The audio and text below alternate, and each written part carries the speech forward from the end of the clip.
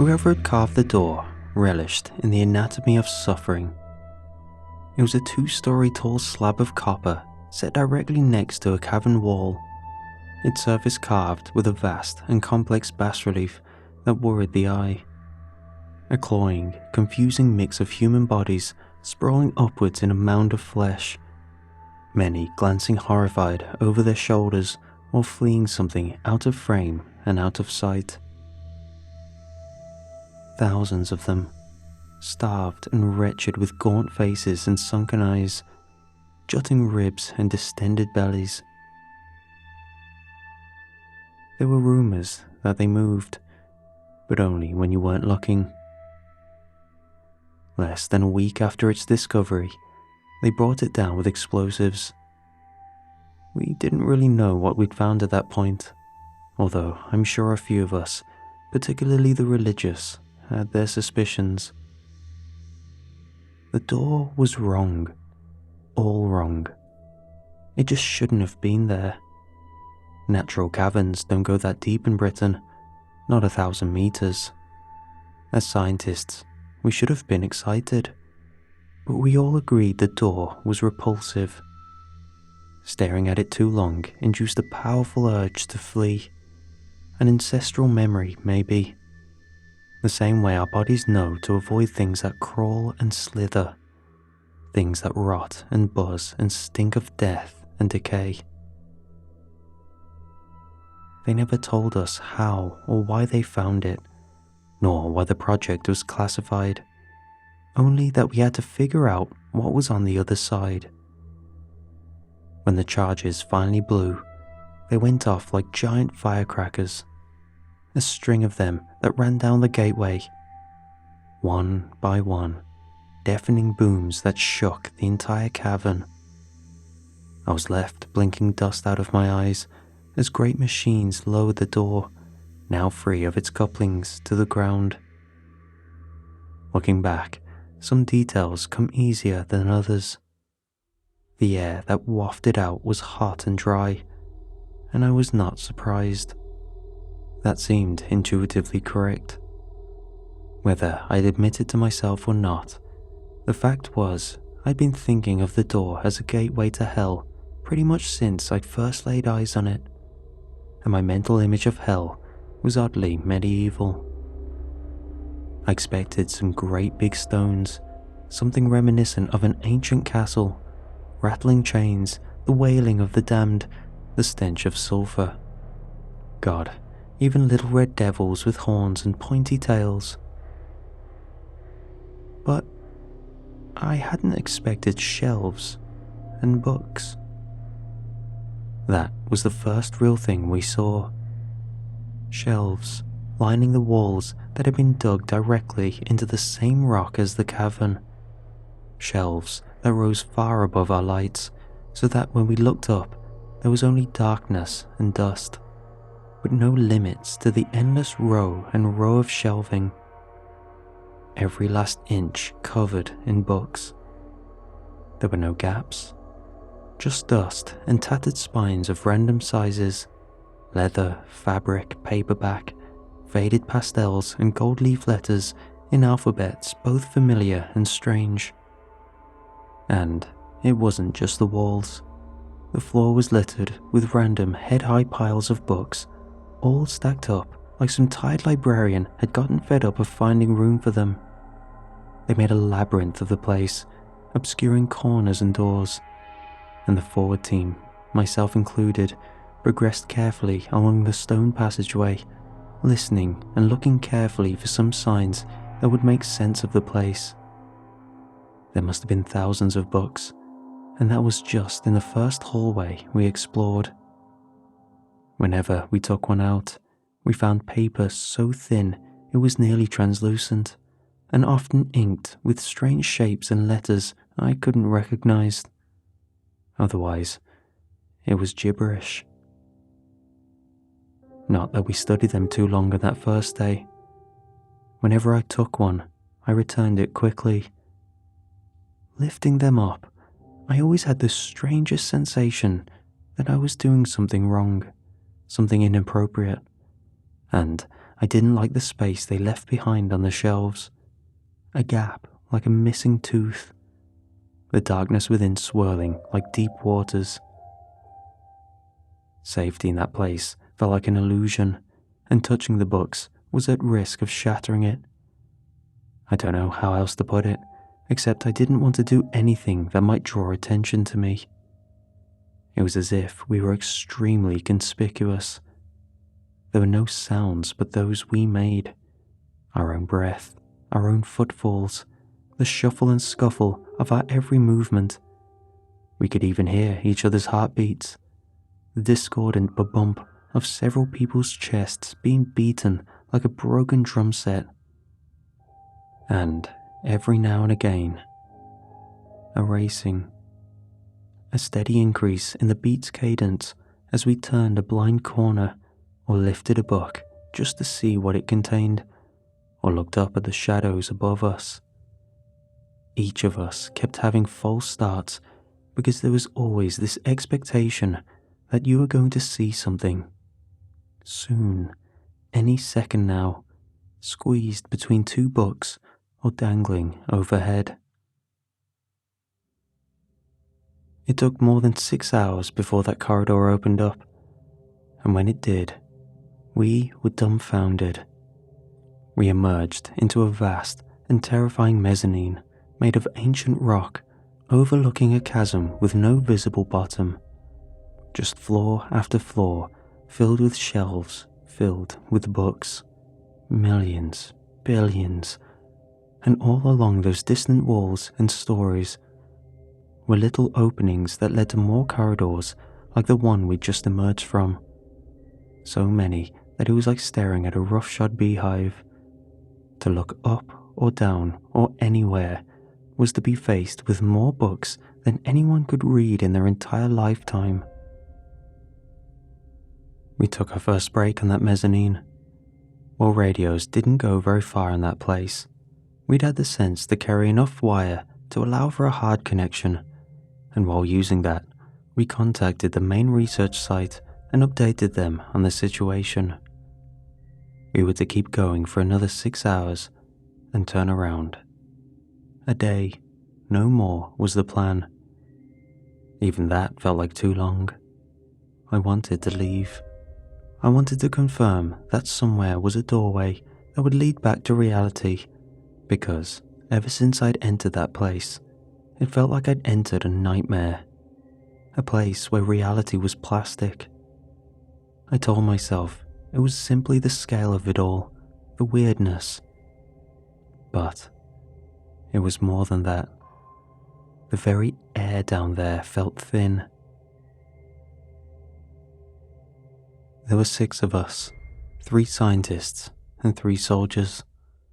The soldiers responded to the situation with silence and an alertness that bordered on paranoia, constantly scanning the dark with their rifle-mounted lights, flicking the beam from one high-up shelf to another, fidgeting, exchanging dark looks. In a way, I was thankful, but it put me on edge too, and I couldn't relax at all for the first half of our little break. I guess it was natural that the scientists got talking. This was partly to fill the quiet, but also partly to try and convince ourselves we were excited about the implications of this find, whatever those may be. Rewriting history, archaeology on a new level, that kind of thing. It didn't take long before we convinced ourselves to take a closer look at those books. I'll admit, it didn't come easy, but we did a pretty good job of convincing ourselves that we weren't really afraid. We started slowly, taking one book down, opening and then quickly replacing it. But then, with false bravery, we took more and more came down until each of us was sat cross-legged with several books stacked up on either side, waiting to be read. I remember at some point I must have grown tired and looked up from my own pile, because I noticed Dr. Ashling muttering quietly as she traced some words with her fingers. "What have you found?" It's Latin alphabet, she said. First one I actually recognized the letters for. German, maybe? None of us were linguists, so we were simply doing our best. But upon hearing Bay mention German, one of the soldiers came over and looked at the open page. Germanic, but not German, he said. You speak it? He nodded. My father is German, and I don't know what that is, but it isn't German. Is any of it familiar? Beer asked, while handing the book to him. After a brief nod from his CO, Lieutenant Michael, he took it and began flicking through the pages. I think this is the word for death. A sort of rough misspelling, maybe. This one is, I guess it's a bit like wanting, desire. I don't know. Not all the words seem like they're in the right context either. So, there are a variety of languages and alphabets, but as of yet, nothing we can make sense of. What about you? Any luck? Bayer asked me, and I looked down at the book currently open in my hands. Some kind of Sibyllic, maybe, I shrugged. I'm no linguist. We definitely need Dr. Sellers on the next expedition. I'm sure he could offer some insight. What about you, Dr. Rosenstein? The third doctor in our group, a little bald man, had been sitting quietly the entire time we spoke. The third scientist in our group, a little bald man, had been sitting quietly the entire time we spoke, frowning at one of several books that lay open before him. I assume he was just curious, like Bayer and I. Grant? I said, trying to get his attention. Hey, Grant, have you found anything? His silence unnerved me. He wasn't just captivated. Sweat was prickling his forehead and veins bulged along his temple. He had gone pale, and his eyes were wide and his lips cracked and dry. The soldiers, picking up on the same strange signals I had, stood a little more upright. Dr. Rosenstein? One of them asked, nervously. Doctor, can you hear us? The nearest soldier reached out and placed a hand on Grant's shoulder, and the little man looked up at us like he hadn't even realized we existed until that moment. At first, I thought he was relieved, the way he was staring at each of us with a dumb grin on his face. But I soon realized something wasn't quite right. Oh, he said with an anxious laugh. Oh, right, of course. His eyes darted between us. Of course, sorry.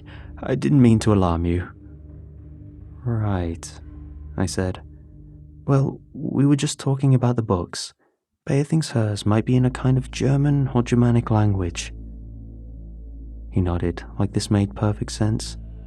Yes, I imagine so, he replied while looking around the shelves that towered over us. Lots of languages, I'd say. And then, without really missing a beat, he added, They are sins. The group fell into silence as each of us tried to make sense of what he just said.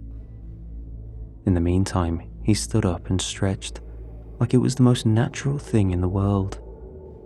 What are you on about? I said, once it became clear he wasn't going to elaborate. It's fairly obvious where we are, he said, while leaning forward and eyeing us darkly. And these books are a list of all our sins, one for each of us. So there will be books in German, both contemporary and historic German, like the one you found, Dr. Ashling. But there will also be books in Russian and French and Arabic and Chinese, not just contemporary tongues either.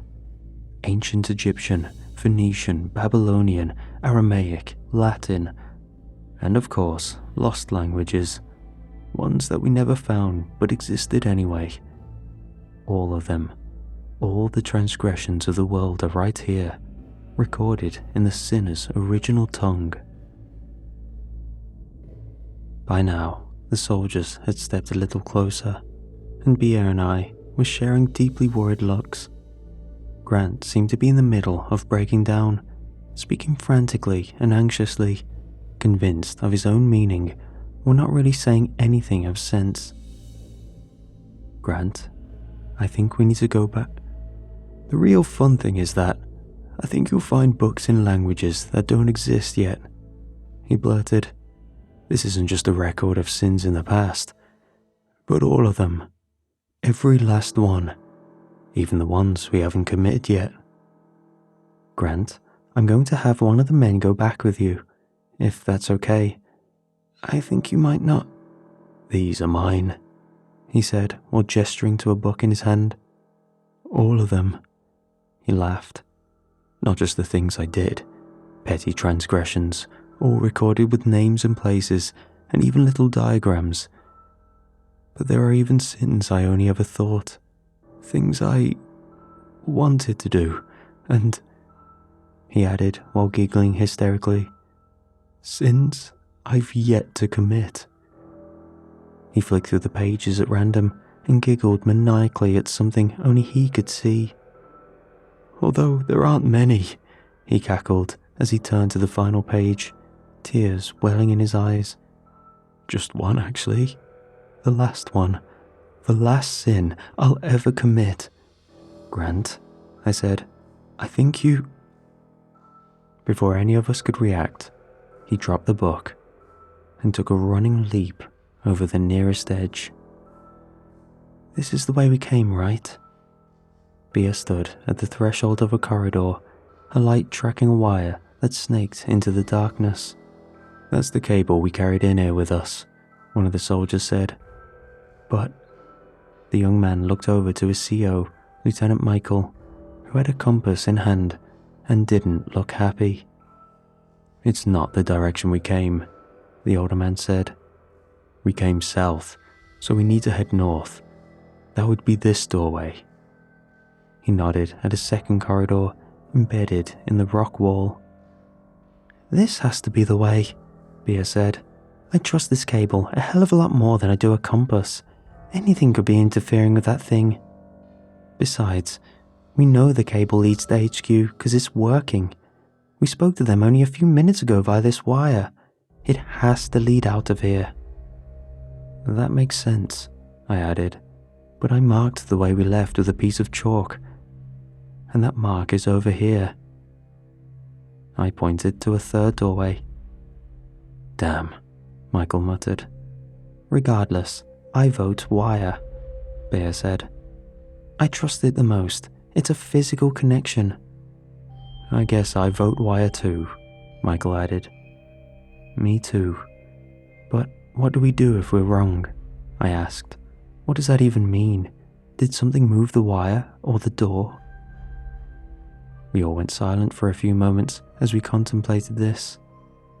When nobody offered up an answer, I eventually grabbed my backpack and hauled it up. "I guess we don't have much of a choice either way," I said. "Do you really think there's a book in here for everyone?" Bea asked, and it was the first any of us had spoken in a few hours. So far, we had all been walking, fixated on the gloom ahead and behind us, watching carefully for some sign that our fevered imaginations were right to suspect something lurking in the dark. "Grant seemed to think so," I said. "Then what are the odds he picked out his own book? I mean, if he's right that there are, 100 billion books or so?" "More," I replied, "if he's right about the library containing future sins as well as past." "Pretty slim odds then," she added. "What are you thinking?" "If he did find it here, I don't think it was a coincidence," she said. Up ahead, one of the soldiers came to a sudden stop, fist raised as he muttered something to the others who knelt and lifted their rifles, aiming at the dark. "What is it?" I asked. "You don't hear it," Michael called back. All of us stopped and listened carefully, straining to pick out some meaningful sound from the white noise of blood rushing through our ears and the thumping of our own hearts. Sure enough, it was there. A gentle rustling. Without speaking, all of us moved as quietly as we could along the corridor until we came to the source of the strange noise.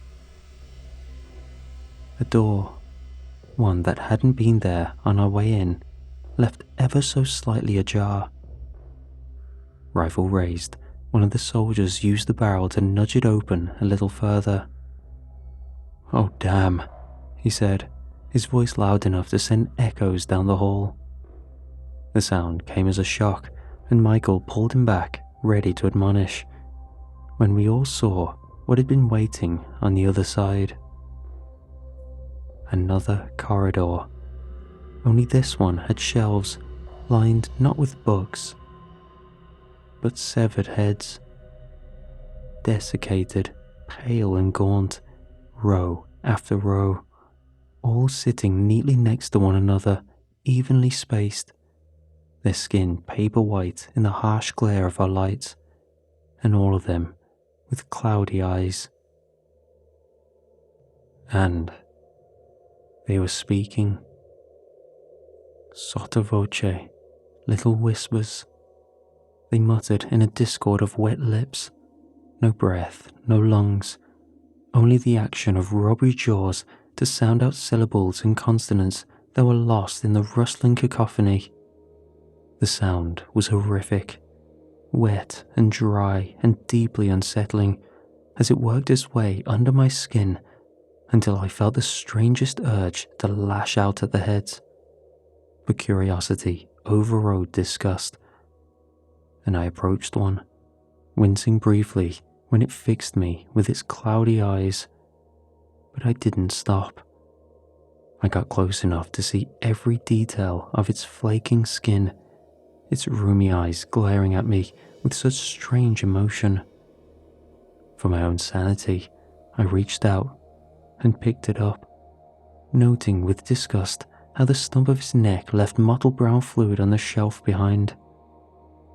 I guess I just wanted to know if it was fake, but its skin was cold, and its brow furrowed with anger at my touch, and as soon as it was in the air, every other head stopped their muttering and fixed me with such foul expressions I quickly put it back down again, relieved when the murmuring resumed. Still, its eyes did not leave me. "What the hell?" B whispered. "What is this?" Michael asked as he scanned the upper shelves with his torch. On and on they went, as far as we could see. What the actual hell is this? Slowly, a strange thought began to form in my head. "Blink if you can understand me," I said, while kneeling down to look at the head I'd picked up. Everyone else in the group suddenly stopped what they were doing and turned to see the result of my little experiment. Blink. Okay, I repeated while trying to calm myself down.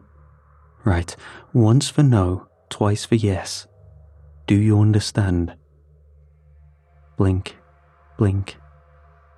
Right, okay, I looked to the others for suggestions when B piped up instead. Are these books a list of all our sins? Blink, blink. One book for one person?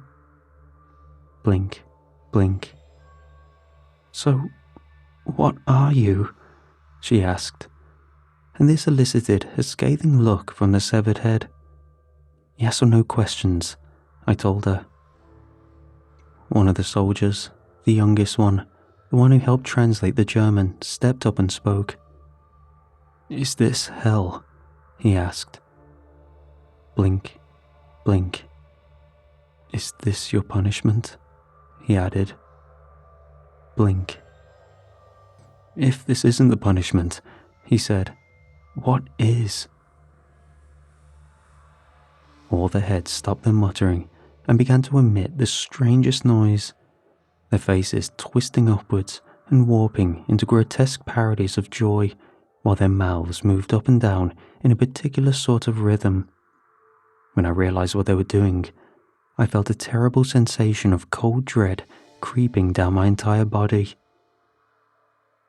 They were laughing at us. There was no door. The wire slipped through a tiny hole at the base of a wall that blocked off the corridor.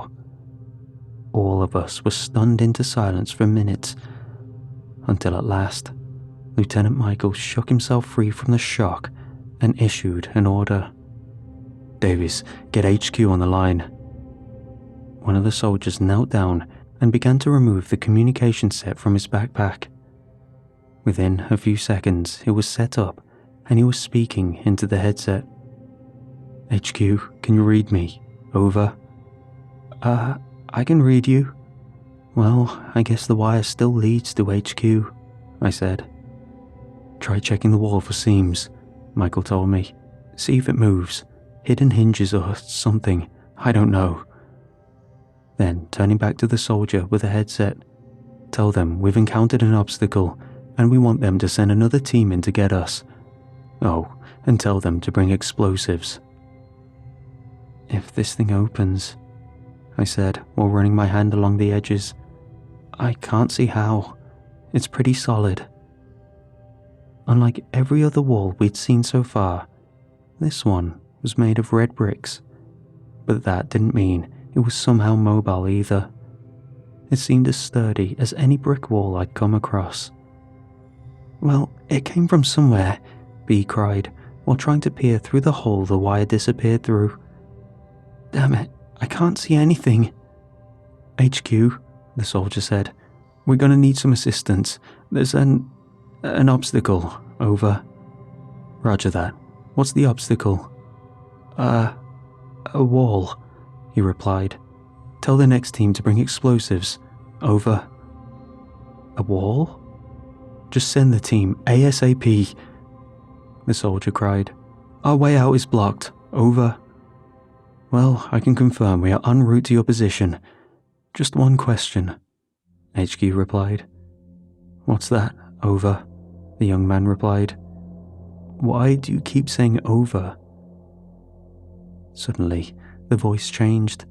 It began to titter and giggle. At first quietly, then louder and louder, like a mean kid laughing at a prank. The cruelty in his high-pitched voice made my skin crawl, and I was about to snatch the handset myself and begin demanding answers, when there was the strangest sound. A heavy grinding, like stone turning against stone. Before I could even ask what it was, B fell backwards from where she crouched and quickly leaped up into a standing position and ran off into the dark like a maniac. The effect on the group was chilling, and I stared back at the wall, desperately trying to understand what I'd seen. "Williams, go get her," he barked at one of the soldiers before turning at me and crying, "What the hell is her problem?" I don't know," I stammered.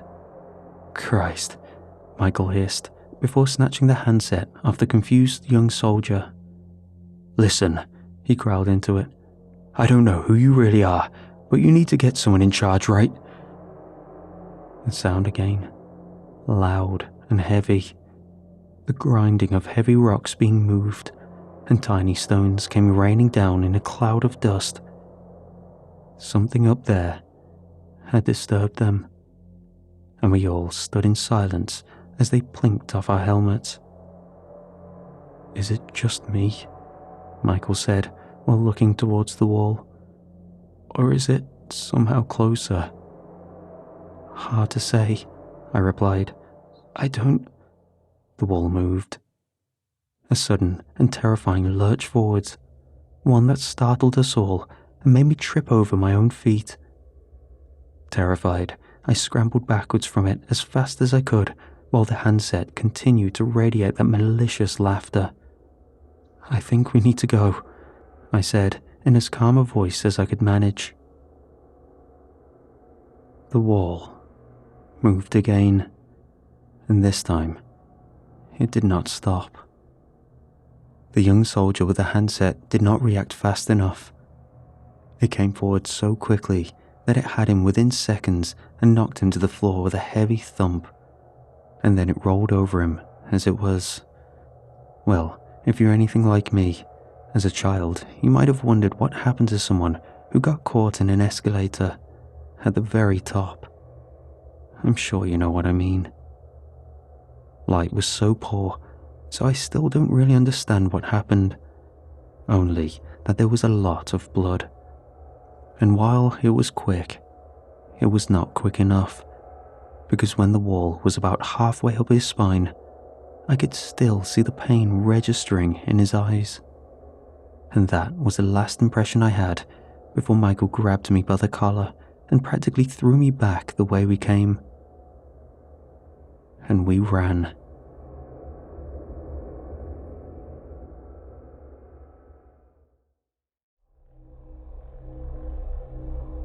Running, plodding, one foot after another. I don't know how long it went on for, but it was as if time seemed to stretch on in the way that only pain and tedium can induce.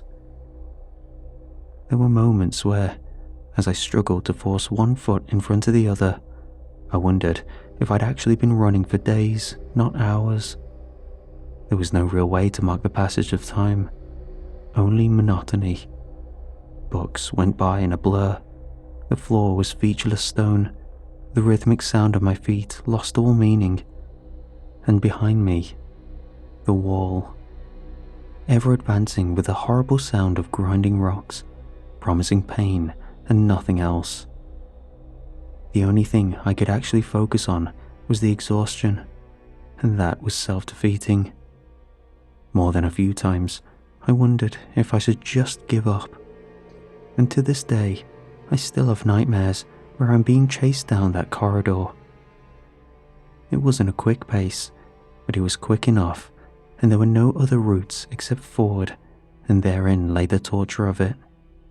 Behind me was death, moving at a brisk jog, and ahead of me was nothing, just darkness broken by erratic motion of a torch, and the entire time, which I would later realize was a good 2 hours, the only thing I could think was, when am I going to lose this fight?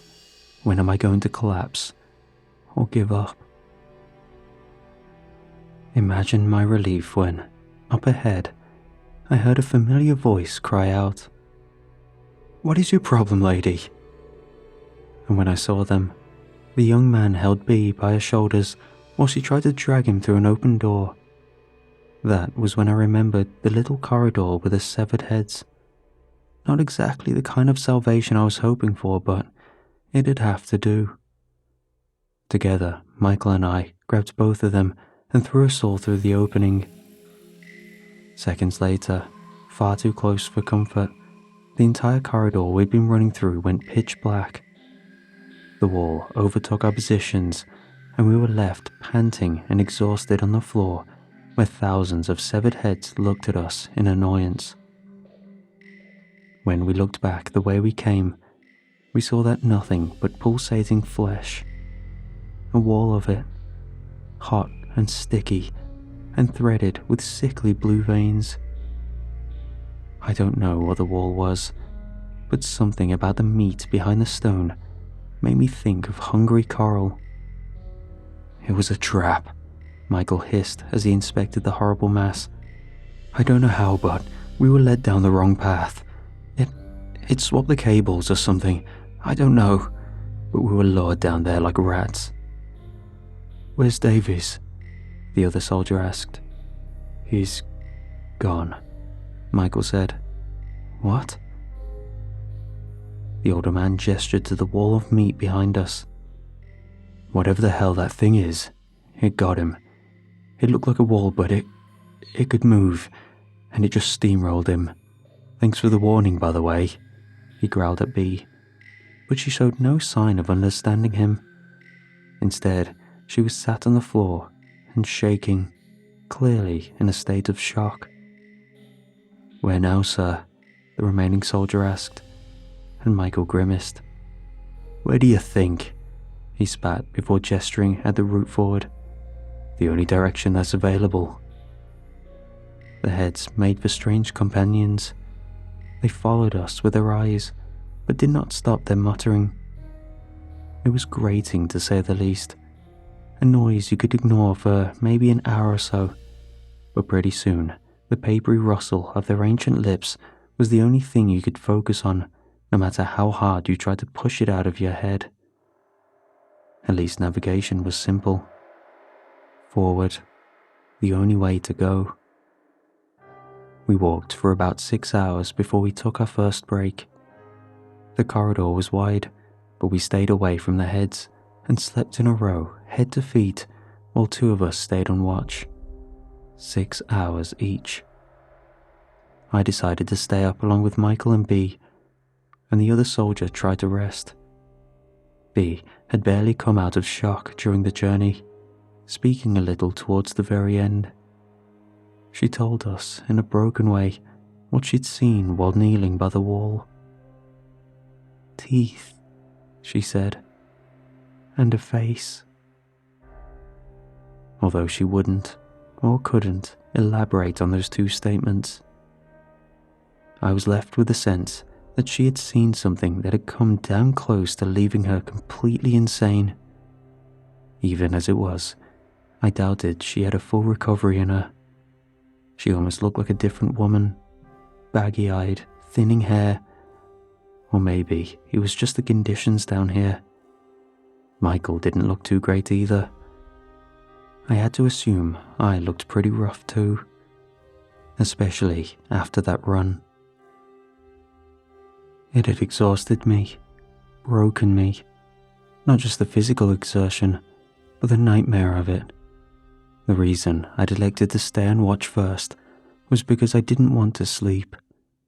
A part of me was worried I'd just dream about being back in that hallway, running from the moving wall, and I didn't want to revisit that place ever again, not even as a dream. There were moments where I came so close to just giving up. I don't think I'd ever really experienced despair like that before. Not the kind where you feel your knees buckling and your neck turn to rubber as your head bows. It must be what people stranded at sea feel when they lose their strength to keep treading water. So instead, I stayed up and tried to ignore the muttering of the heads. Even tried talking to Michael, but he didn't have much to say. I could tell losing Davis back in the corridor had bothered him. Hell, it bothered me, and I hadn't even known the guy.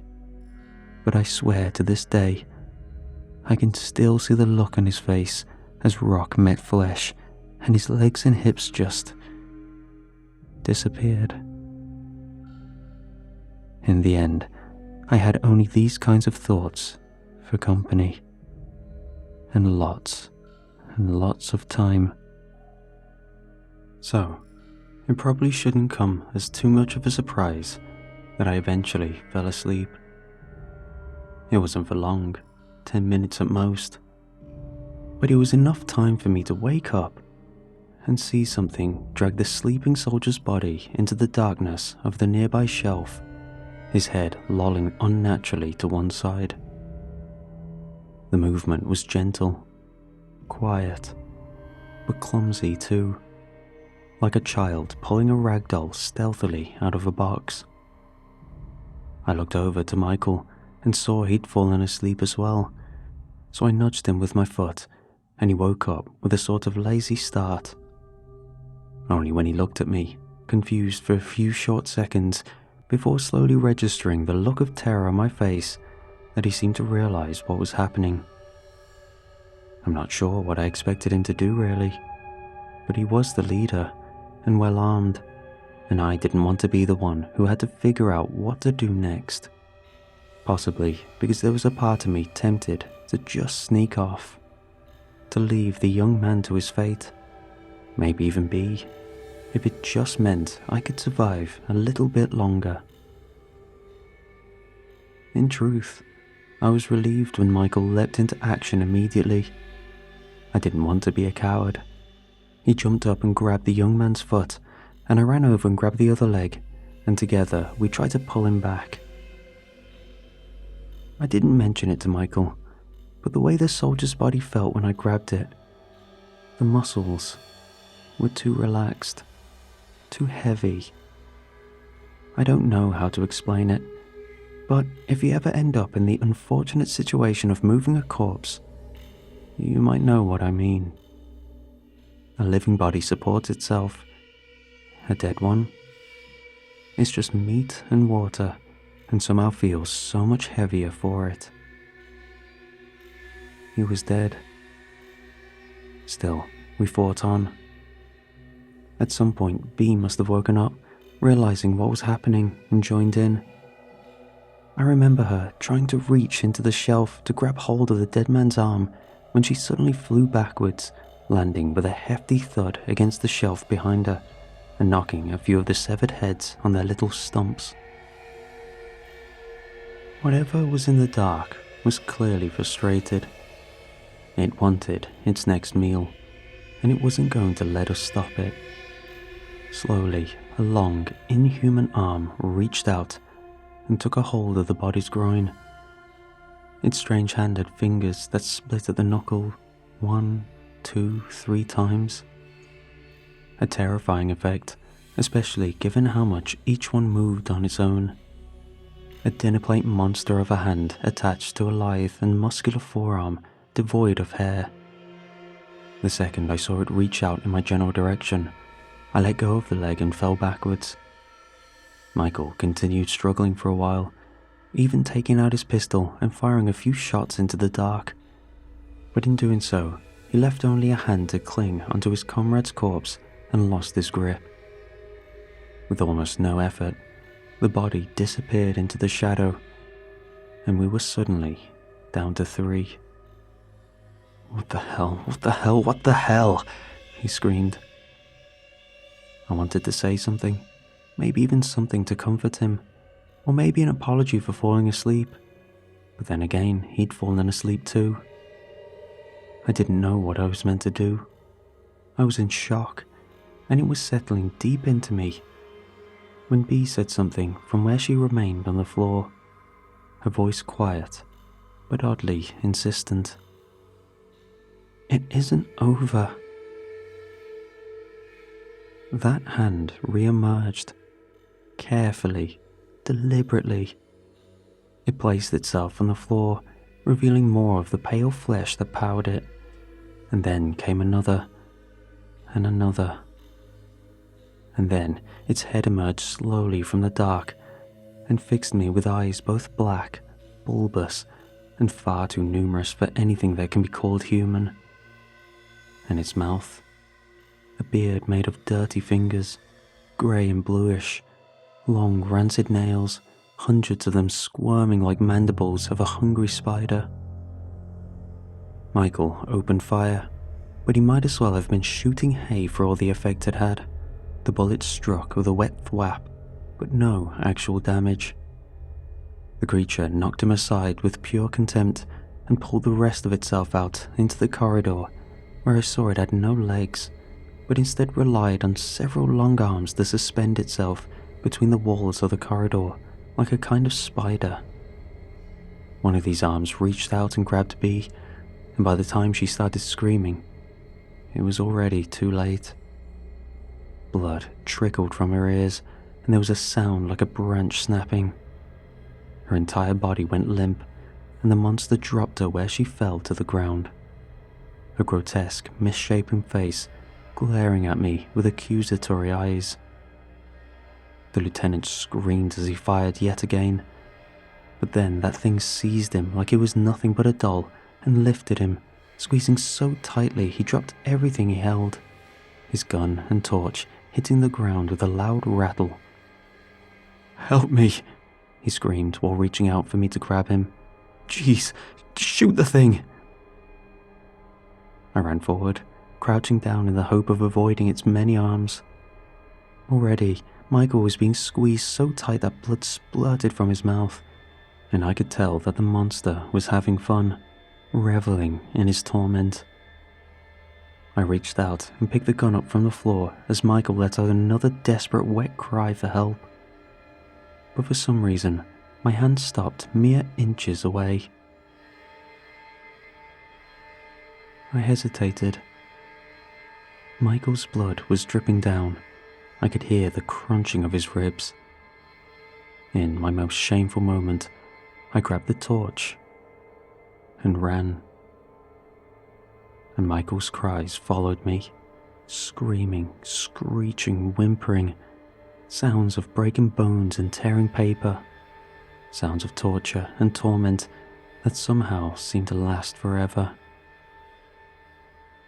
I emerged from the corridor, alone. It took me a few seconds of stumbling on my failing legs to realize that the monster had given up on the pursuit, and then a few seconds more for me to recognize I was back on the mezzanine, terrified and exhausted, and contemplating if it was worth trying to escape, if it meant having to spend another second alive in that place. I fell to the floor and began to sob. Maybe, I thought, it was time to take a dive off that ledge, just like Grant had. "What on earth are you doing here?" I whipped around to see an old man in robes staring at me like an impolite intruder. Without meaning to, I began to laugh. My sanity, it was fair to say, was on its final legs. He said, while leaning aside to get a look down the long corridor behind. "Now, why did you go down there?" I wanted to answer, but couldn't quite bring myself to do anything except laugh and gasp for air. "I think you really ought to go home," he said like a teacher admonishing a child. "This place is hell," I cried while rocking back and forth on my knees. "Yes," he nodded. "Yes, good for you. This is a small part of hell, one that has a slight overlap with Earth if I remember. I'm assuming that's how you got down here. The door. What happened to your friends anyway?" he added.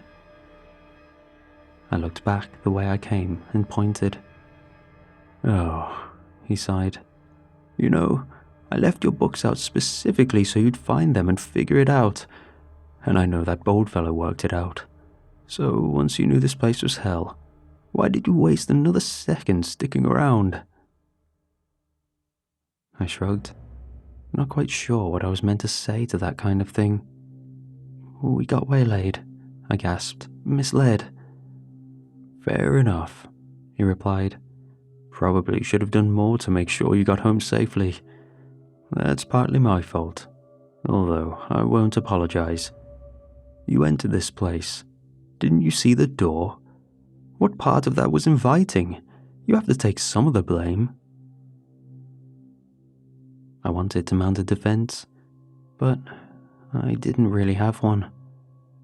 When it became clear the only thing I could do was sob and mutter, the old man's body language softened and he reached a hand out. "Come on, I'll take you back." "What about the demons?" I asked. The old man frowned. "Those weren't demons," he snapped. "This place is defunct. Mortal souls were meant to demonstrate repentance by wandering the near-eternal halls in search of their book. Only when they found it were they allowed to move on. The whole thing didn't quite work out. 86 quadrillion books. Takes a tad too long for the average person to find theirs. So this entire wing was abandoned, and now there are only sinners left behind." "That thing was never human," I cried while pointing at the corridor I'd emerged from. "Nobody's soul looks human," he said, like it was the most obvious thing in the world. "Least of all, the sort of person who gets sent to hell. This isn't the place for people who eat meat on Friday or cover their neighbor's ox. It's for the cruel and the malicious, cowards and opportunists. A lot of people in this place have souls that have more in common with anglerfish and trapdoor spiders than their fellow man. And it's not a condition that gets better after several thousand years either. The soul changes, twists, and so do their physical forms." "And "What about you?" I said as I reached up and took his hand. "Why do you look so normal?" "Oh," he said as he helped me up. "That's because I built this place." And the last thing I can remember as he gripped me by the shoulder was the sudden and painful sensation of heat. We woke up in our respective quarters. We, all 6 of us. I still don't fully understand the mechanics.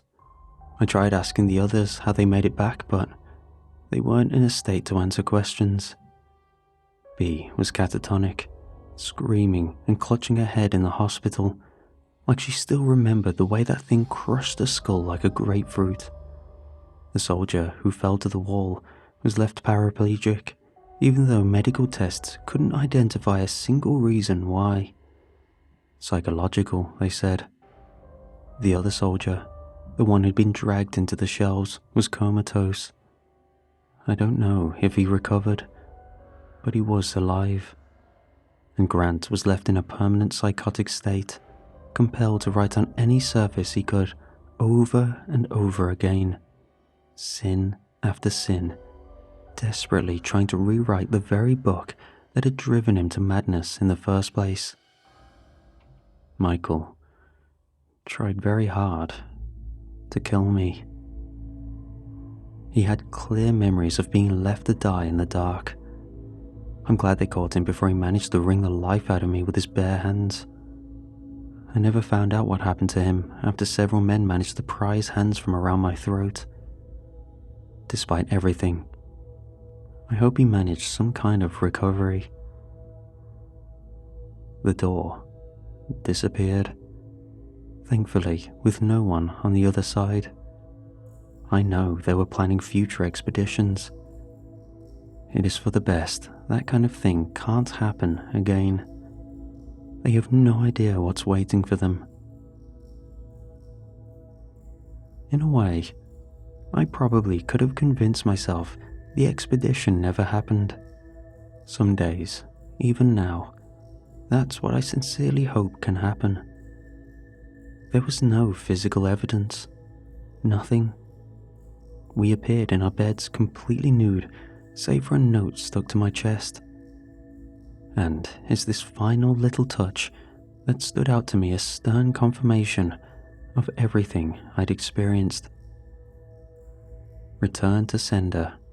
6 mortals, 5 were damaged in transit. Bodies were repaired to the best of my ability, but I was never good at that kind of thing.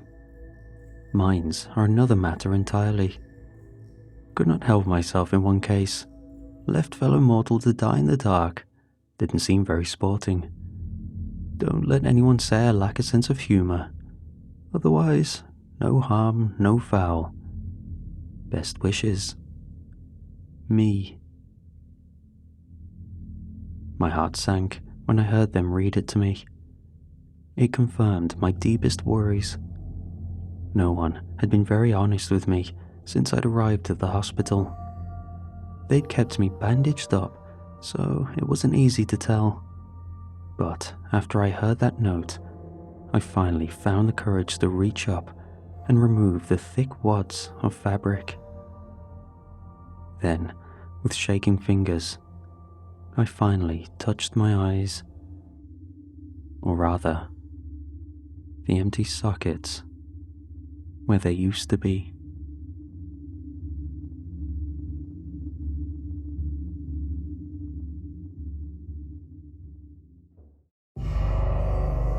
A couple of years ago, I was dating a woman named Lynn. She was deeply enthusiastic about alternative medicine.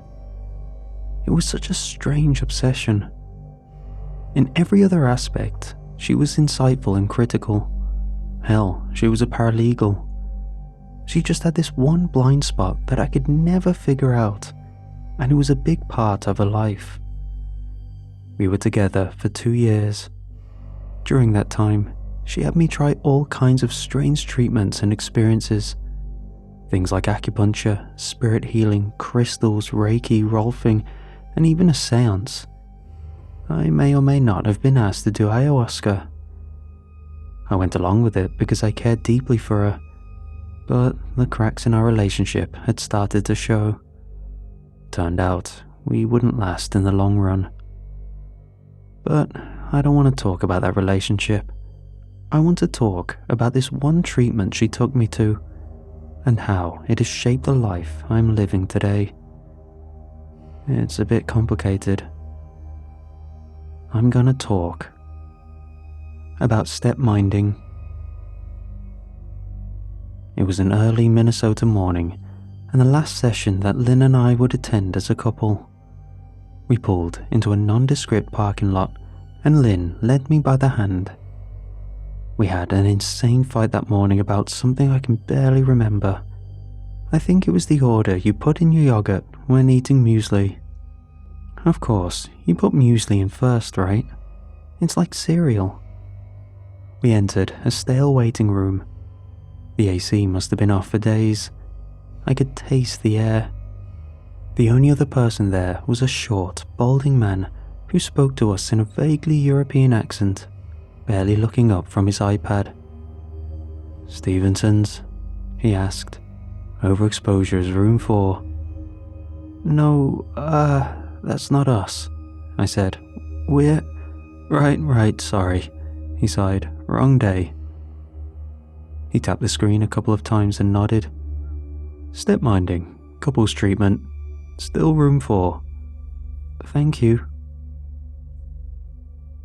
He wandered off, and I noticed he didn't have any shoes on. I pointed it out to Lynn, who elbowed me. She thought I was being judgmental. I just thought it was strange. I didn't want to start anything. She vehemently disagreed with my assessment, as always. We walked up to room 4. The door was already open. It was a plain, windowless room with a small coffee table surrounded by 4 basic office chairs. There was a vase with a single blue flower. There was a naked light bulb overhead with nothing covering it. The floor was covered in a plain grey carpet. There was a little note on the door that urged us to take off our shoes. Lynn just smiled at me, as if this explained everything. I rolled my eyes. We sat down across from one another and waited. It didn't take that long before a woman wandered in. She was in her 40s, wearing a sort of knitted white wool kaftan. She had a combed-back flat Elvira-looking hairdo and covered herself in rings, chains and bangles. She took our hands, smiling widely. "I'm Dr. Bogan," she assured us, "but please, call me Jane." I wasn't feeling all too confident about what we were about to do. Jane described the procedure. Stepminding was a way to connect to one another in a new way, giving a better understanding of what it was like to walk a mile in their shoes. There were a couple of rules to remember before we started. For example, once the treatment started, we couldn't get up from our chairs. If we did, we'd get horribly nauseous. Also, we had a sort of safety noise. If someone were to snap their fingers 3 times in a sequence, that'd trigger a failsafe that brought us right back. All in all, it seemed odd, but not like nefarious. Then, we began. Jane rhythmically snapped her fingers like someone tapping their feet to a slow song. She spoke in a monotone voice, asking us to look down. "Look at your feet," she said. "Imagine the feeling of walking, the way your muscles contract and your knees bend. Think of how it makes you feel, and imagine the sound you think your body makes." I don't remember the exact wording of what she told us next, but I remember how it made me feel. Without moving, we were supposed to imagine standing up, stepping across and through the coffee table, and sitting down on the chair of the person on the other side, our spirit passing through them, occupying the same space. We were to imagine looking at ourselves through the eyes of the other. There was a breathing exercise, following the rhythm of a finger snapping. We joined our breaths, and Jane made us focus on each part of our body, leading from our toes up to the top of our heads. She called it materializing. We kept our eyes on our feet, except slowly. They weren't my feet anymore. "Now look," Jane said. "Look at yourself." I was looking down at Lynn's feet, but not through my eyes. I have a hard time describing the first sensation of stepminding. Jane's finger snapping stopped, and all of a sudden, I was looking up at, well, myself. I was sitting in Lynn's chair. I was, for all intents and purposes, experiencing the world as Lynn. I was Lynn. My hands were smaller, more delicate. I was colder, and my clothes were uncomfortable. Smell and taste felt different, and I had this gnawing hunger in the back of my stomach. My back ached, and I could feel my long hair reaching halfway down my back. I was Lynn. I can barely remember what I did. We talked and touched each other's hands, reassuring one another that we were actually experiencing this. Lynn was repeating the same thing over and over. "That's me," she said. "I'm looking at me. You're me. I'm you." We had a long discussion. I could feel air reverberating through my throat in a strange way. I spoke in Lynn's voice, and it made my neck strain. I had to settle myself in her body, and there were so many details that just didn't click. It was so hard to focus on what was being said when all I could think about was the way my earrings swung back and forth when I moved my head. But after about an hour, Jane snapped her fingers 3 times, and I was back in my chair in the blink of an eye. This is how I realized I was short-sighted. Lynn's vision had been perfect. I also felt bigger, heavier. Her world felt so different from mine, and while it didn't explain our disagreements, it gave me some insights into just how different we really were, and I made a note to get new glasses. Still reeling from the experience, Lynn and I thanked Dr. Bogan and stepped out. We had a strange, disoriented talk in the parking lot, and broke up. It was oddly amicable, as if we both understood that we were fundamentally incompatible. That was it. No drama, just that's it. I thought about that day for weeks. It was so surreal. I mean, how do you go from a literal out-of-body experience and back to work on Monday morning? You can't pretend nothing happened. I wanted to understand it. Like, really understand it.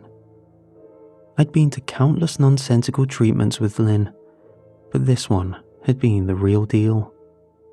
There was no denying it, even though I desperately tried to. A couple of weeks later, I returned to Dr. Bogan on my own. I wanted to talk to her about it, the science behind it, how it functioned, how it was performed, anything. And of course, how I had never heard of stepminding before. I met her on a rainy Wednesday afternoon. She sat me down and had her assistant offer me a cup of coffee. She explained it as calmly as she could. It was complicated, but essentially, she explained it as something based on Raskian identity theory, the transfer of thought pattern through vocal meditation, exchanging vibrations and adapting electrical patterns in the brain. Every word sounded like nonsensical pseudoscience, but it didn't change the fact of what I'd experienced, and at the end of the day, that was the only thing that really mattered. "I have to see it again," I said. "I need to understand this." "Funny you should say that," she smiled. "I think we can work something out." Jane offered me a quid pro quo. She had a couple of patients who could benefit from a stepminding session, but she needed a neutral third party to act as the recipient. I seemed to be a good fit. I was skeptical, but she had a little bonus to sweeten the deal. She'd pay me a handsome sum of cash for each session as a kind of consultation fee. I was a bit hesitant, but I agreed. 1 week later, I was sat on a session with Jane and one of her patients. The patient had a dissociative issue and needed a stepminding session to alleviate a strange obsession she seemed to have with what sounded like a houseplant. I didn't pay too much attention. I was nervous. I couldn't figure out why. Maybe it was the thought that what I'd experienced was real, and how that would force me to change the way I viewed the world. If a thing like stepminding exists, who's to say there aren't ghosts or wizards? So I sat down with this stranger, and Jane started snapping her fingers. "Now look," she began. "Look at yourself."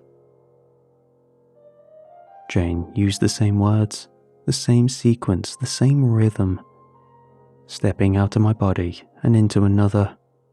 But the difference was palpable this time. Lynn had been calm and collected, but this woman was the opposite. Sitting in her body, my pulse was higher, my legs were shaking, and my breathing was shallow. I was physically exhausted, but mentally wired. Thoughts rushing 100 different ways at once, and I didn't even know why. A single second in that body, looking across my table back at myself, and I could tell they were a troubled person.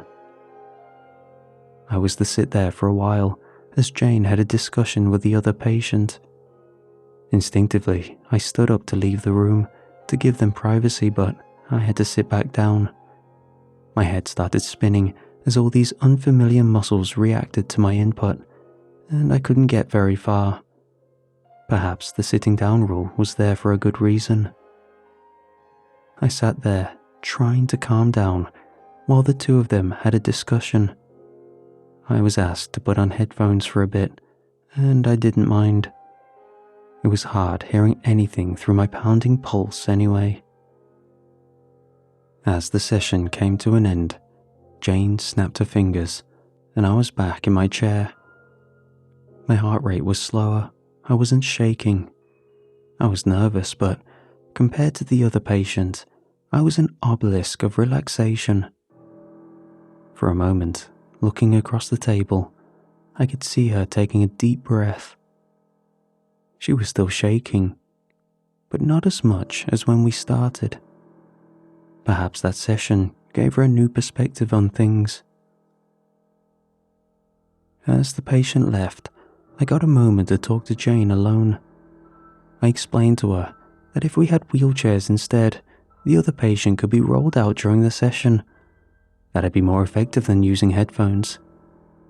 She really liked that idea and suggested we try it at the next session, which inadvertently answered my next question.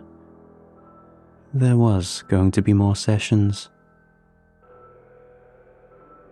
I worked on and off with Dr. Bogan for a couple of months.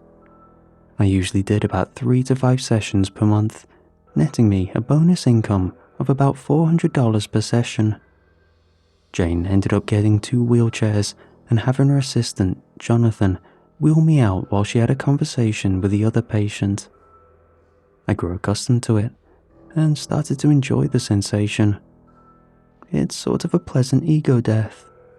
you feel more connected to the world. It was becoming a steady source of secondary income. Taking an afternoon off to get paid for something that I ultimately enjoyed?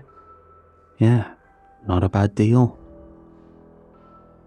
Over the upcoming weeks, I got a couple more opportunities. I joined Jane on a couple of out-of-town sessions, meeting some clients she was following up on, mostly folks who needed privacy for one reason or another, folks with all kinds of strange afflictions. I could probably write a book about those people alone. Coming back home, Jane contacted me about doing a couple sessions where she wasn't personally involved. I was also asked to be the guide a couple of times, seeing as how I'd step-minded so many times and could recite the guiding words by heart. The pay was more than double, so I agreed. I had 3 guiding sessions on my own, one with a hippie couple who wanted to experience a sort of intimacy. Let's just leave it at that. Another session with 2 brothers, performing a trust exercise. The third one was a group of college kids who wanted to debunk the whole thing, and they left sort of befuddled. All in all, things were going well. Then I got a call about being a neutral third party. I was going to perform a switch with a patient, but this time Jane wasn't involved at all. The customer went straight to me. It was a group of people who contacted me. They described it as their dad having a disorder, and they wanted to try stepminding to sort of reset him. They'd arranged their own guide, so they just needed me as a neutral third party, someone who wouldn't freak out about the process, as it might take a couple of hours to get through to him. It would be my longest session yet, but the pay was good, and I'd tried a lot of things up until that point. I was ready.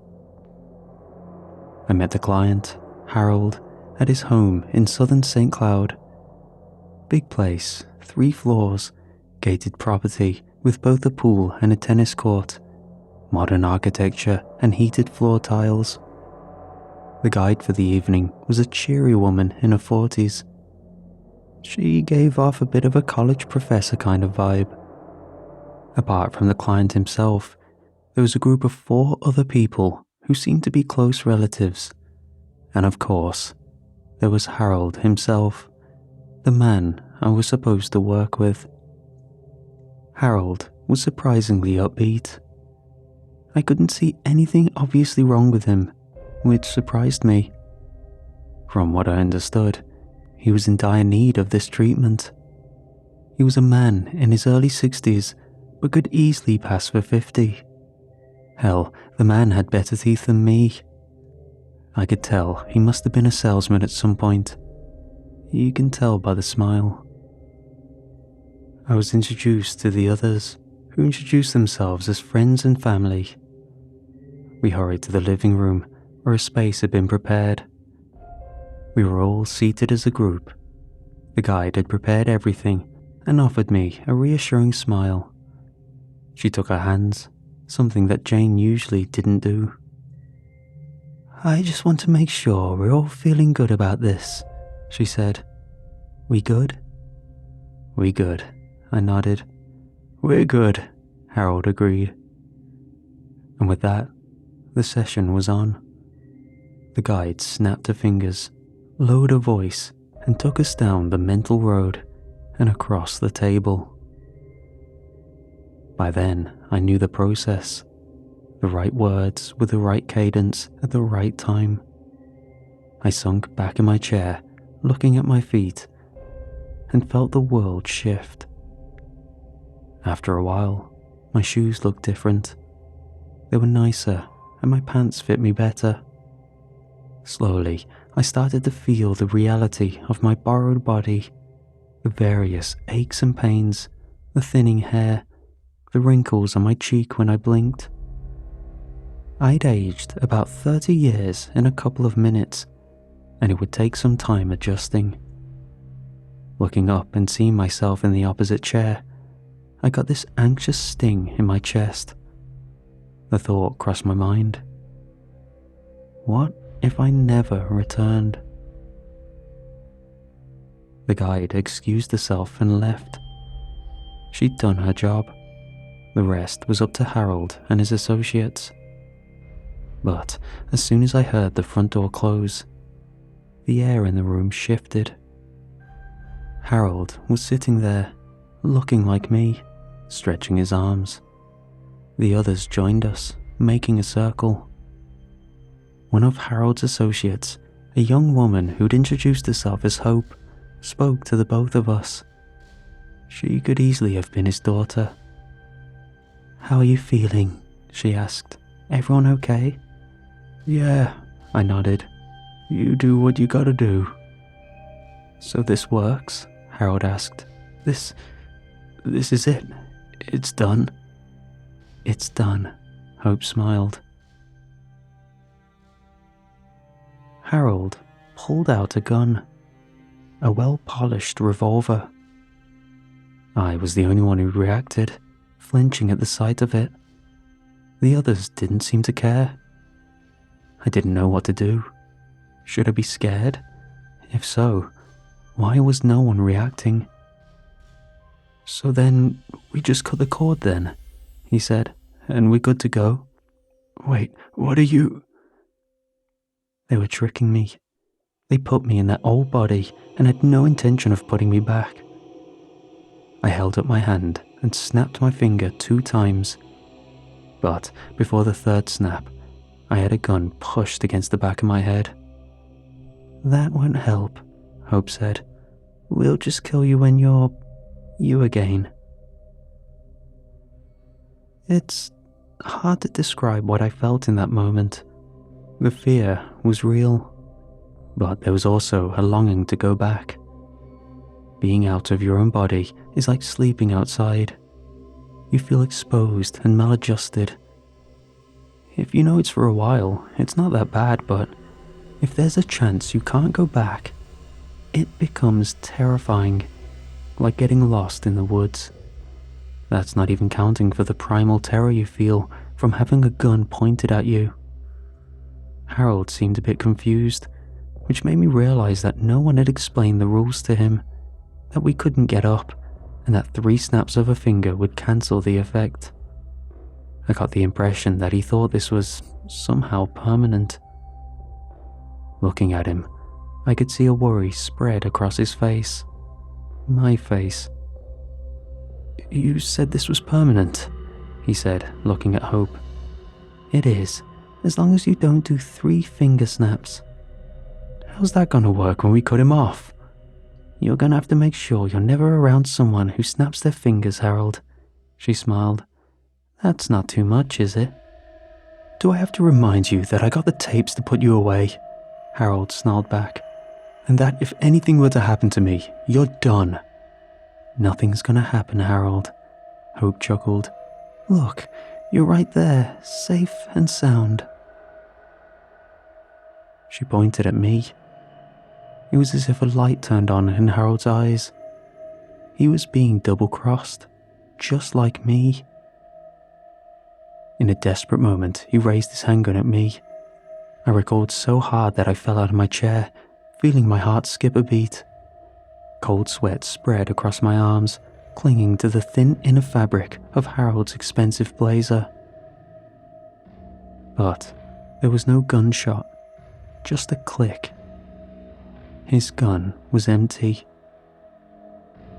That click was the loudest sound I'd ever heard. I came crumbling down to the floor, feeling the effects of the first rule. Don't get up. I was immediately nauseous. I felt like a bobblehead as my head went one way and my body another. I collapsed in a pile, trying to find the magic number of blinks to make the world stop spinning. "You'll never get past the safety checks," Harold screamed. "You'll never get the backups, you—" "It's all fingerprinted," Hope sighed. "Fingerprinted, biocoded, voice-checked. Sorry." A man raised his arm. There was no second click. Instead, there was a bang. I looked up with my ears ringing, watching a reflection of my dead self on the other side of the coffee table. Bullet to the brain. Nothing but blank eyes looking back at me. My face didn't look dead. It just looked sort of tired, like I was sleepy. I was expecting that face to blink, but that blink never came. Blood pooled at the corner of the mouth, running down from the open wound at the temple. They pulled me up and dragged me over to Harold's workstation. They used my hand to log in. I had to do a voice recognition check as Hope's associates went through 2 laptops and a smartphone. While they did, Hope sat down across from me. My head was still swimming. "We're gonna need you," she said. "And as long as you play along, you'll be fine. But if you mess with me..." She snapped her fingers twice. Ice filled my veins as I gripped my seat. "I can't imagine something good would happen if we tried this," she said, lowering her voice. "So how about we just really pay attention,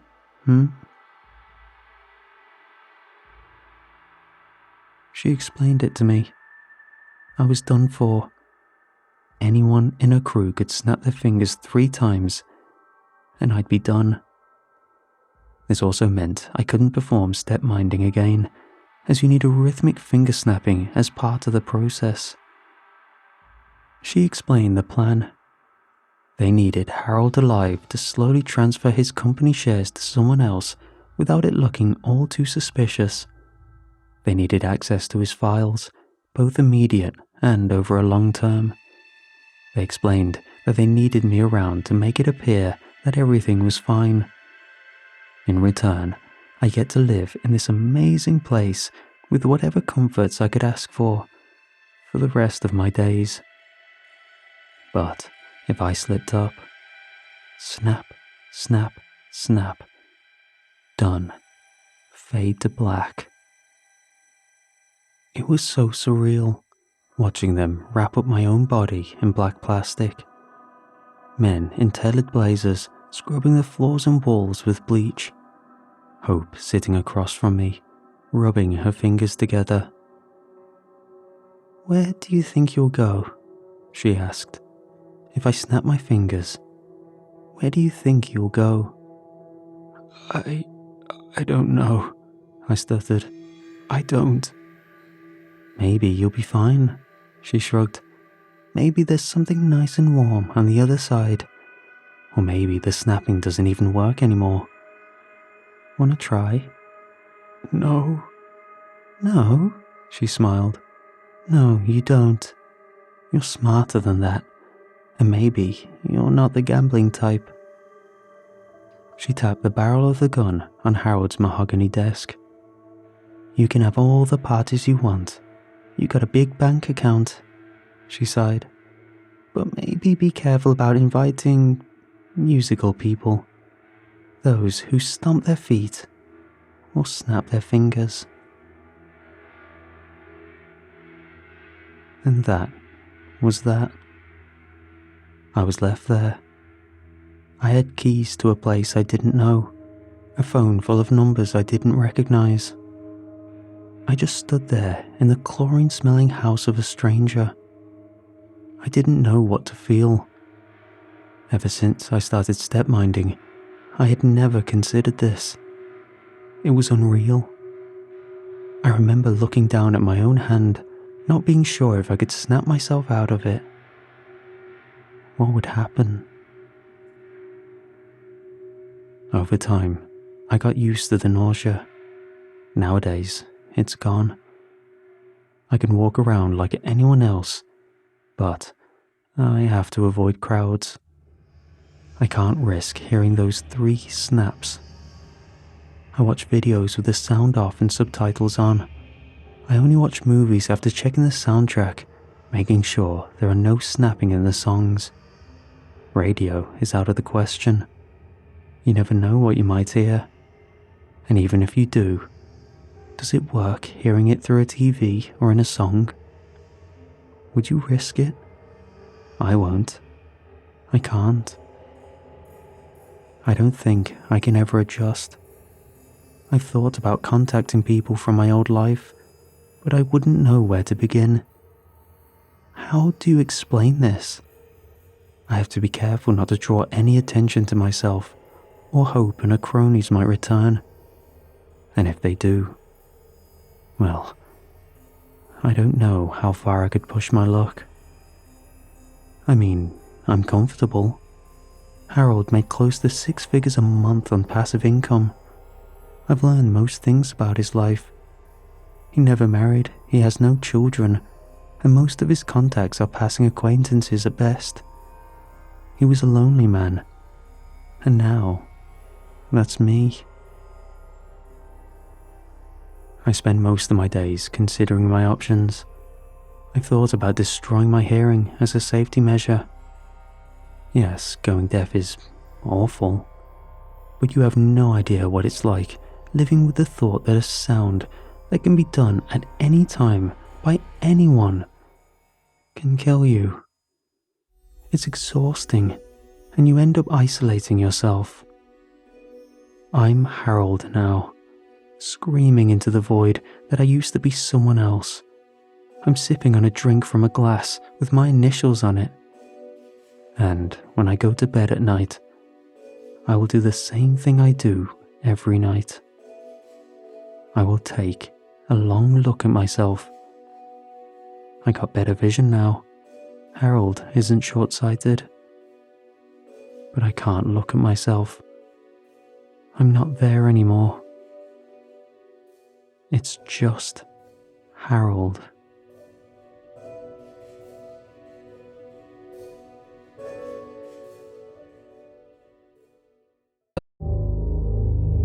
I floated through the narrow corridor of the ISS, the hum of machinery reminding me of the delicate job of keeping us alive.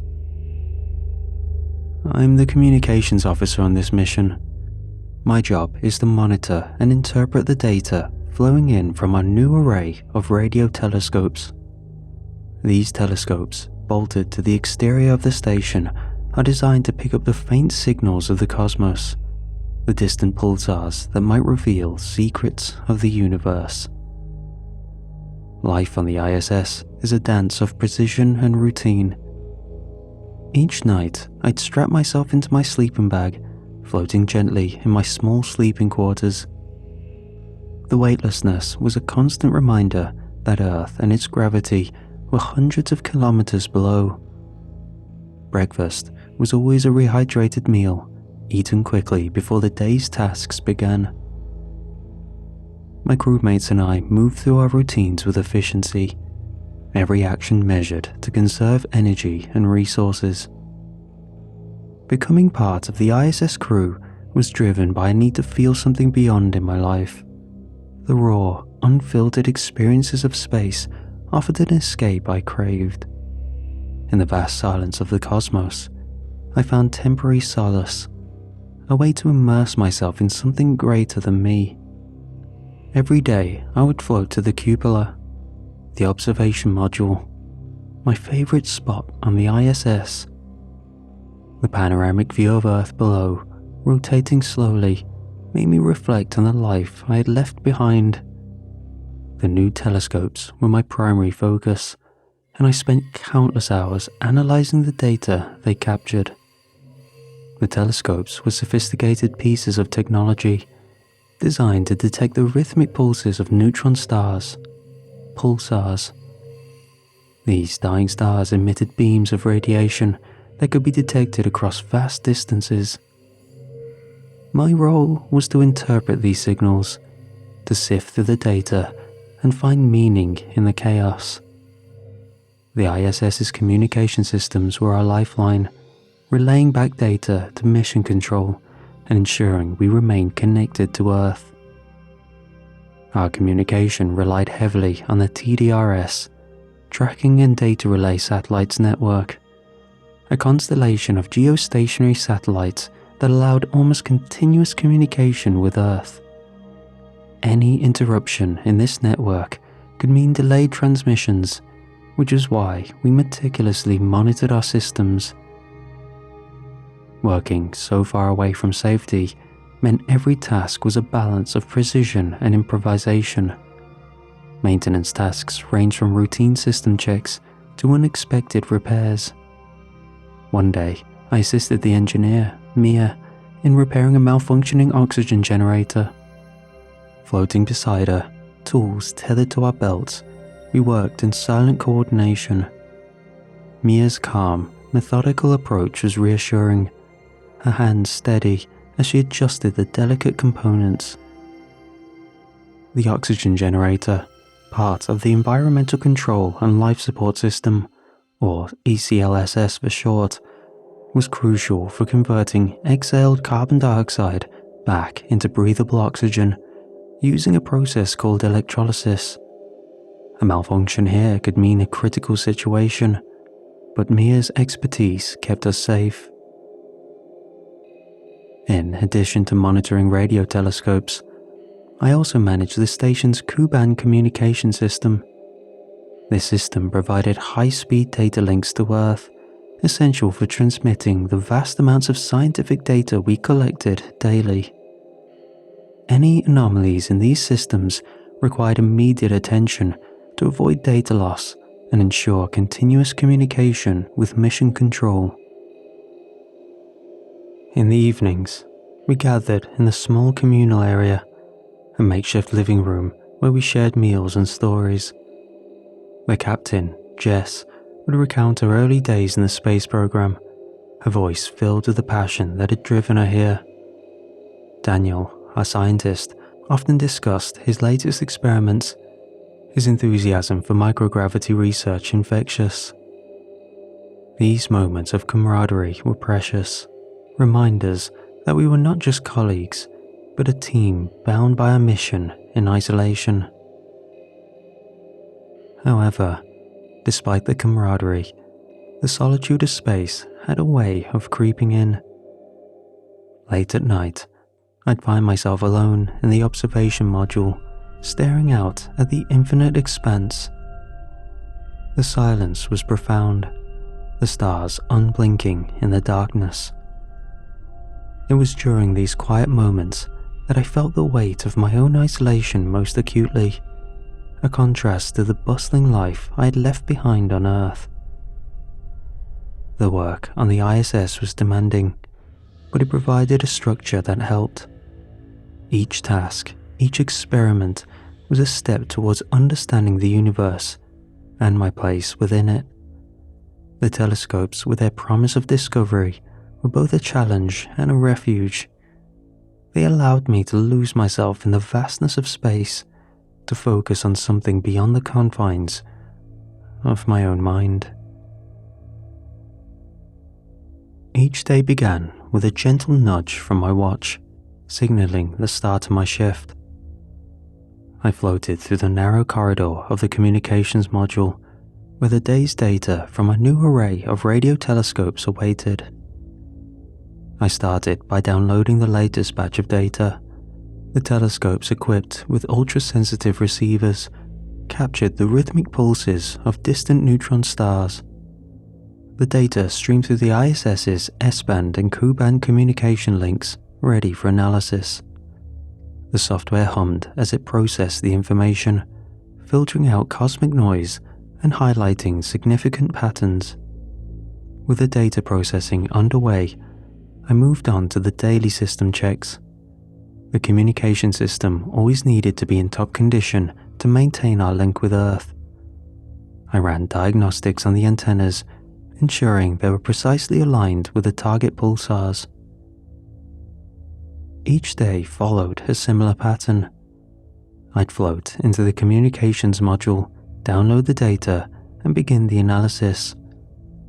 I logged the observations, noting any minor deviations.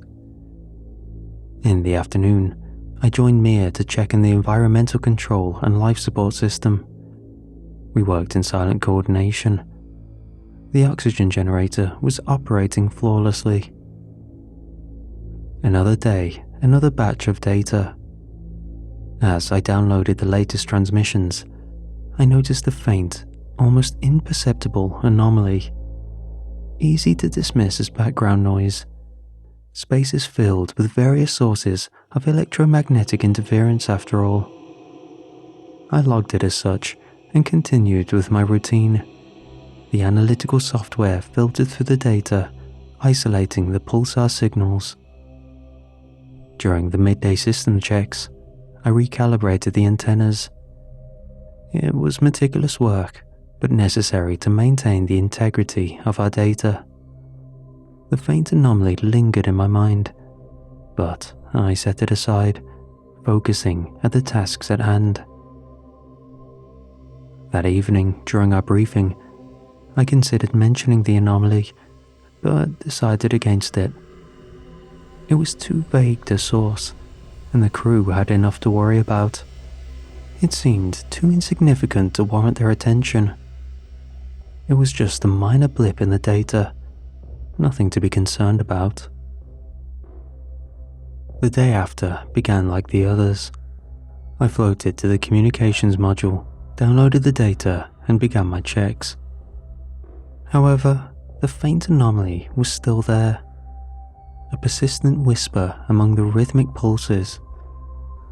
I decided to amplify the gain on the receiver, curious to see if the pattern would become clearer. The signal grew more distinct, its rhythmic quality more pronounced. I ran it through the software again, hoping to identify its source and set off the data package. However, the next day, the anomaly was slightly more pronounced. It was still faint, but its consistent presence made me uneasy. I amplified it further and listened closely. What I heard sent a chill down my spine. It was a subtle change, but amidst the cosmic noise, the anomaly seemed almost deliberate. I checked the equipment for faults, running diagnostics on the receivers and data processors. Everything was functioning within normal parameters. I recalibrated the antennas again, ensuring they were precisely aligned, but the anomaly persisted. The spectral analysis revealed slight modulations in the signal that suggested it wasn't entirely random. There were hints of structure, though the details were too vague to decipher. I captured a segment of the data and ran it through a pattern recognition algorithm, hoping to decode it, but the results were inconclusive. Despite the anomaly's persistent presence, it didn't seem important enough to report just yet, just enough to document. The data was too ambiguous, and I needed more of a sample size to finalize a pattern. It also could have easily been a false positive or a technical issue. Still, it gnawed at the back of my mind, a tiny splinter of unease that I couldn't quite shake. As the days passed, I found myself thinking about the anomaly more and more. Late at night, I would do my routine of floating alone in the observation module. The stars, once a source of wonder, now seemed indifferent, their silence amplifying thoughts of the anomaly that echoed in my mind. No matter what I did, the anomaly persisted, its presence gnawing at the edges of my thoughts. It kept happening each time I pulled readings, and Mission Control did not contact us about it. Determined to understand it, I used the ISS's analytical software to delve deeper, now that I had enough samples to try extract a pattern.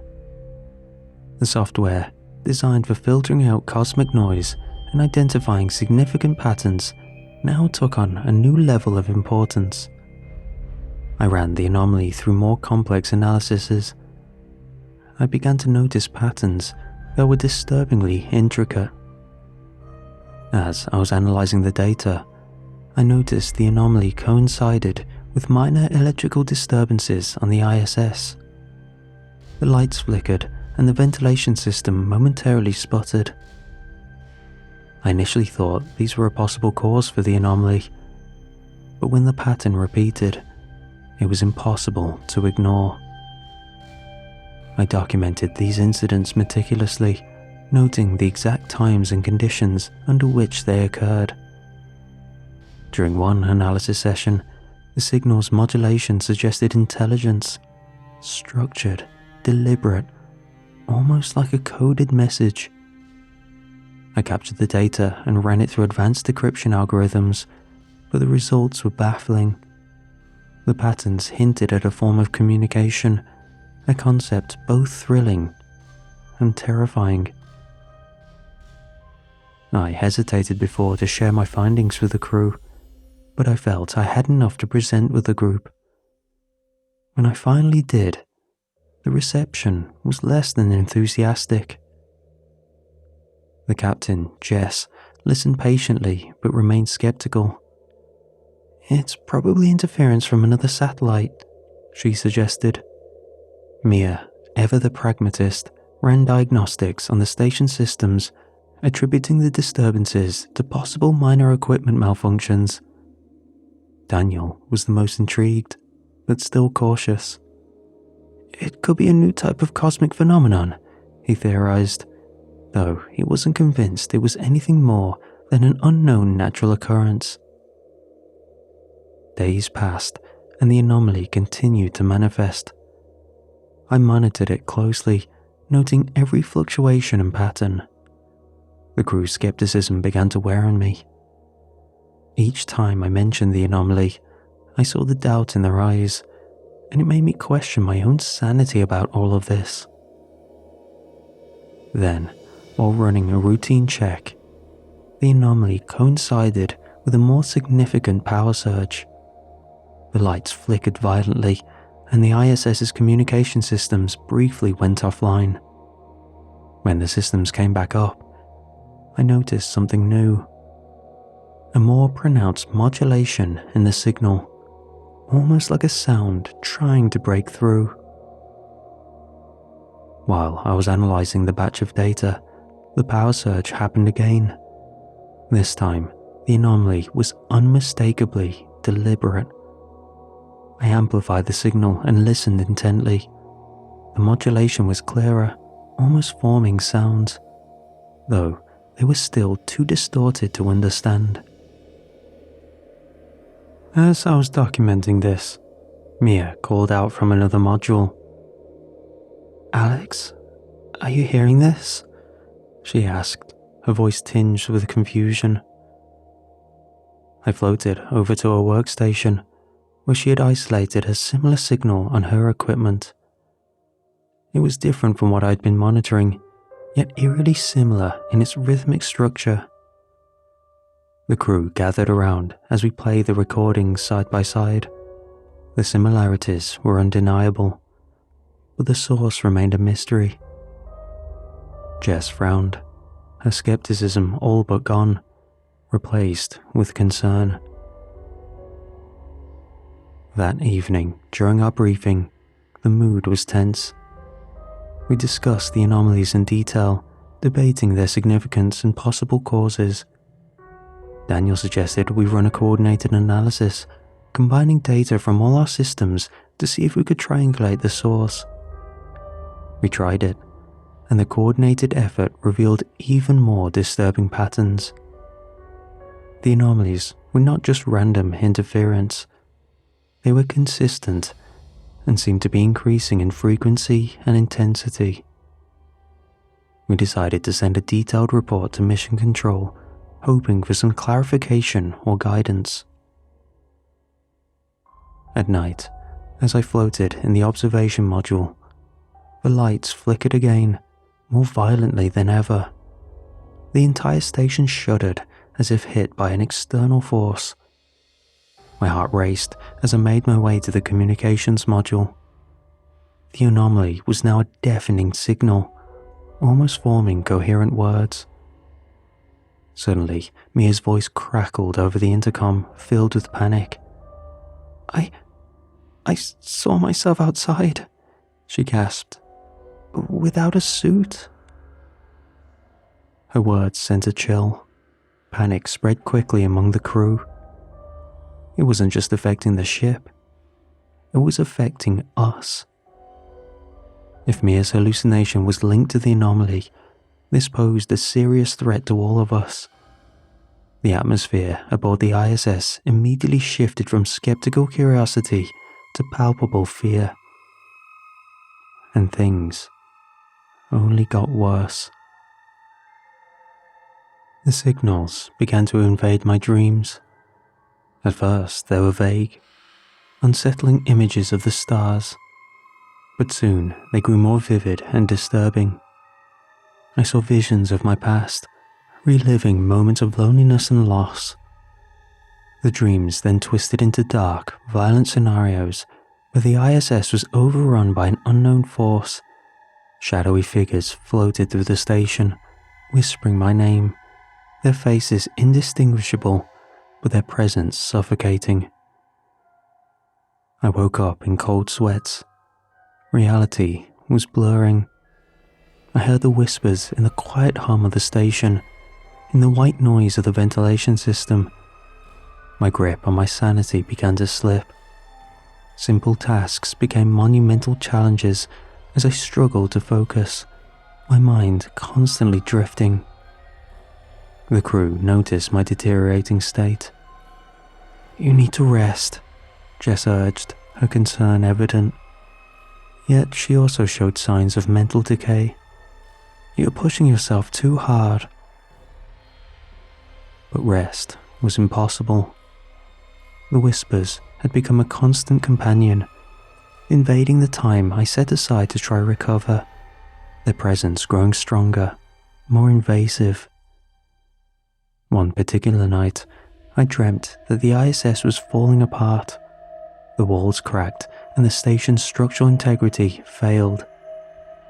As I floated helplessly through the disintegrating module, the whispers grew deafening, a cacophony of voices screaming my name. I woke up gasping for breath, the vividness of the dream lingering like a shadow over my consciousness.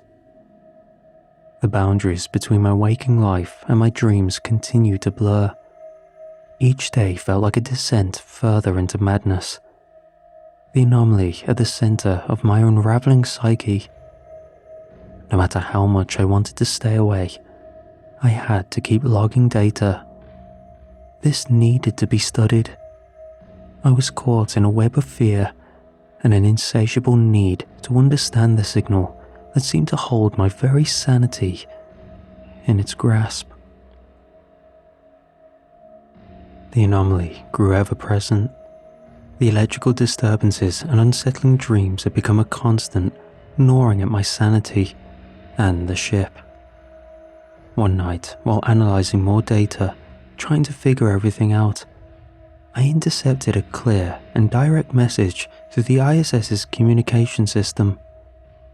The words were distorted, but unmistakable. "We were here before you. You don't belong." My heart raced as I replayed the message, trying to make sense of it. The modulation of the signal was complex, layered with patterns that suggested intelligence far beyond our understanding. As I focused on the message, vivid hallucinations began to flood my mind. I saw a different world, one that existed long before humans had ventured into space. And eyes, many eyes. In these visions, I witnessed colossal structures floating through the void, inhabited by entities whose forms defied comprehension. Everything watching me, sentient or not. Their technology looked ancient yet advanced, blending seamlessly with the fabric of space itself. The entities communicated through the same rhythmic pulses that had been haunting me. Their messages a chilling warning of a forgotten past and an imminent threat. The ISS felt like a fragile bubble in the vastness of space, surrounded by the remnants of a civilization that once dominated the solar system. The message echoed in my mind, reinforcing the sense of impending doom. "You don't belong. The ISS systems began to fail catastrophically. The lights flickered violently, casting eerie shadows that danced along the walls. The life support systems, which are crucial for maintaining breathable air and stable temperature, started to malfunction. The oxygen levels fluctuated, and the CO2 scrubbers struggled to keep up. As I floated to the station, all hands on deck, I couldn't shake the feeling of being watched. Eyes on me from behind, no matter how I turned. The telescopes, once instruments of discovery, now seem like beacons drawing in an unseen force. The comm system crackled with static, punctuated by whispers that grew louder and more insistent. I saw shadowy figures in the corner of my vision, their forms flickering like faulty holograms. They whispered to me, their voices blending with the rhythmic pulses of the anomaly. The boundary between reality and hallucination dissolved, leaving me in a state of perpetual terror. I sped toward the life support module, hoping to stabilize the systems. The console displayed erratic readings, fluctuating oxygen levels, spikes in CO2, and temperatures swinging wildly. I initiated emergency protocols, overriding the automatic controls to manually regulate the life support systems. My fingers flew all over the interface, adjusting parameters in a desperate attempt to restore stability. Despite my efforts, the whispers persisted, growing more aggressive. I felt their presence closing in, urging me to open the airlock and let them in. The airlock controls, normally unresponsive without a deliberate command, flickered ominously, ready to be used without any of the routine procedures. I backed away, the urge to comply with the whispers warring with my instincts for self-preservation. I floated to the observation module to see if anything was actually outside, or if this was all just in my head, or worse, in the ship. The view of the Earth below, usually a source of comfort, now felt like a reminder of our isolation from safety. No help would come, or could come if we asked. The stars outside seemed to pulse with a malevolent light, the silence mocking my isolation. As I stared out into the void, the hallucinations intensified. I saw the ancient entities, their forms looming over the ISS, their technology intertwining with ours. They reached out with tendrils of energy, probing the station's defenses. I could feel their intent, a dark curiosity mixed with a sense of territoriality. The communication system flared to life again, broadcasting the same chilling message. "We were here before you. You don't belong." The words reverberated through the station, each repetition driving me further into madness. The shadows whispered suggestively, urging me to surrender, to open the airlock and let them in. I knew I was losing my grip on reality. The once familiar environment of the ISS had become a nightmarish labyrinth, filled with ghostly figures and sinister whispers. The station's systems continued to fail, each malfunction reinforcing the sense of impending catastrophe. The shadows closed in around me, the whispers grew louder, more insistent, filling my mind with a relentless chant. "You don't belong, you don't belong." My willpower waned, the urge to open the airlock becoming almost irresistible. It all had reached a deafening crescendo, pushing me to the edge. In a desperate bid to end the torment, I floated to the communications module, my mind racing with a single, desperate plan: disconnect the telescopes. I hesitated for a moment, my fingers hovering over the console. Disconnecting the telescopes would mean losing valuable data, potentially cutting off a significant part of our mission. but the station was falling apart and the crew's lives were at stake. I had no other choice. "Jess, I need to disconnect the telescopes," I said, my voice trembling. She looked at me, a mix of fear and confusion in her eyes. "Are you sure that will stop this?" "It's our only shot." Jess paused in thought, but knew it was our only desperate attempt. She reluctantly nodded. I initiated the sequence to power down the telescopes. The system protested with error messages and warnings about the loss of critical data. I overrode each of them, my hands shaking as I worked through the steps. As I reached the final command, the whispers grew frantic, as if they were trying to stop me. "Here goes nothing," I whispered to myself, and disconnected the final telescope. The silence was immediate and profound. The whispers ceased instantly, and the station systems, which had been on the brink of total failure, began to stabilize. The lights stopped flickering, and the life support systems returned to normal parameters, and the communication systems hummed back to life with a steady, reassuring tone. Our shoulders rolled like an immense weight had been lifted. The crew, though shaken, began to regain control. Mia worked to reset the environmental controls, while Jess and Daniel checked the communication links to mission control. The pervasive sense of doom lifted, replaced by a cautious optimism. We filed a detailed incident report to Mission Control, outlining the strange anomalies and the subsequent system failures. The response was swift, but cryptic. The incident was to remain classified. No further details were to be shared, even among ourselves. The message was clear. What happened on the ISS would remain a mystery, shrouded in secrecy. Back to my normal routine, I found myself drawn to the observation module, a habit that was ingrained in me. The stars outside that relaxed me before now seemed to pulse with a malevolent light, a stark reminder of the ordeal we had just survived. As I floated there, staring out into the infinite expanse of space, a deep, unsettling fear settled into my bones.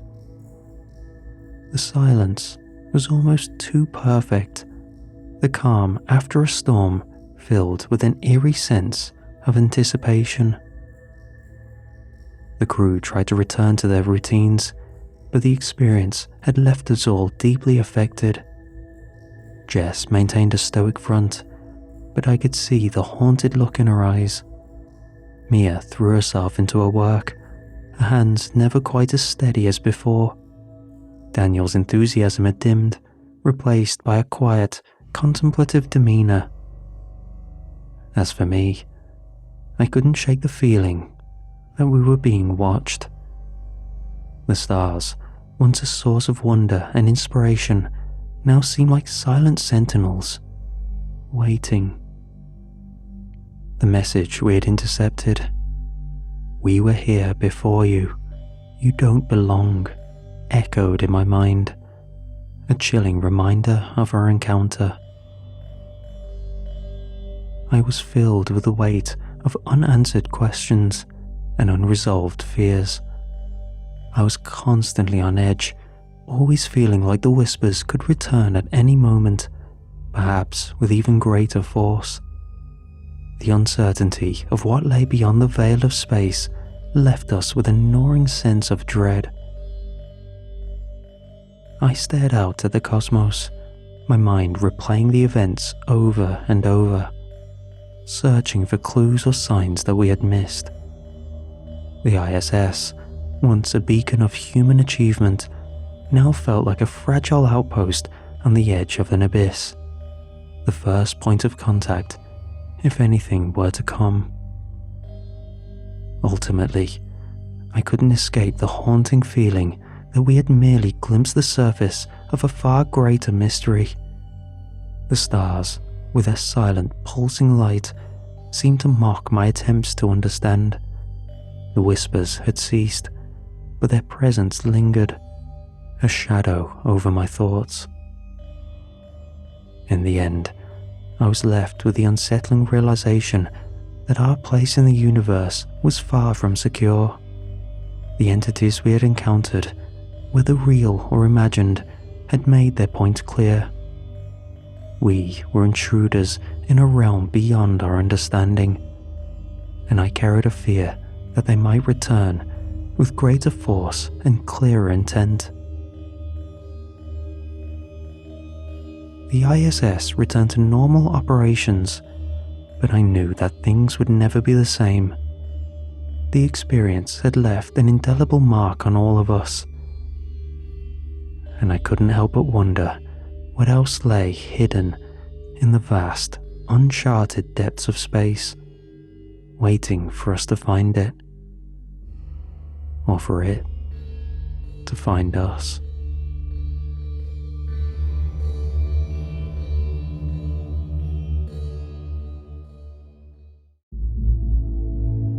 The cafeteria was alive with the soundscape of youth, laughter, chatter, and the clattering of trays. I sat alone, eyes fixed on my phone, doom-scrolling endless social media feeds. It was a routine I had ingrained in me, an escape from high school life. I was a high school junior, and I liked to think of myself as a bright, quiet kid who chose not to socialize to keep a mysterious facade. However, that wasn't the case in reality. My introverted nature often kept me in the shadows, crippling me in the few chances I had to prove my status in the social hierarchy. My hobbies and interests didn't help. Rather than sports or pop culture, I was passionate about technology, coding, and niche simulation games.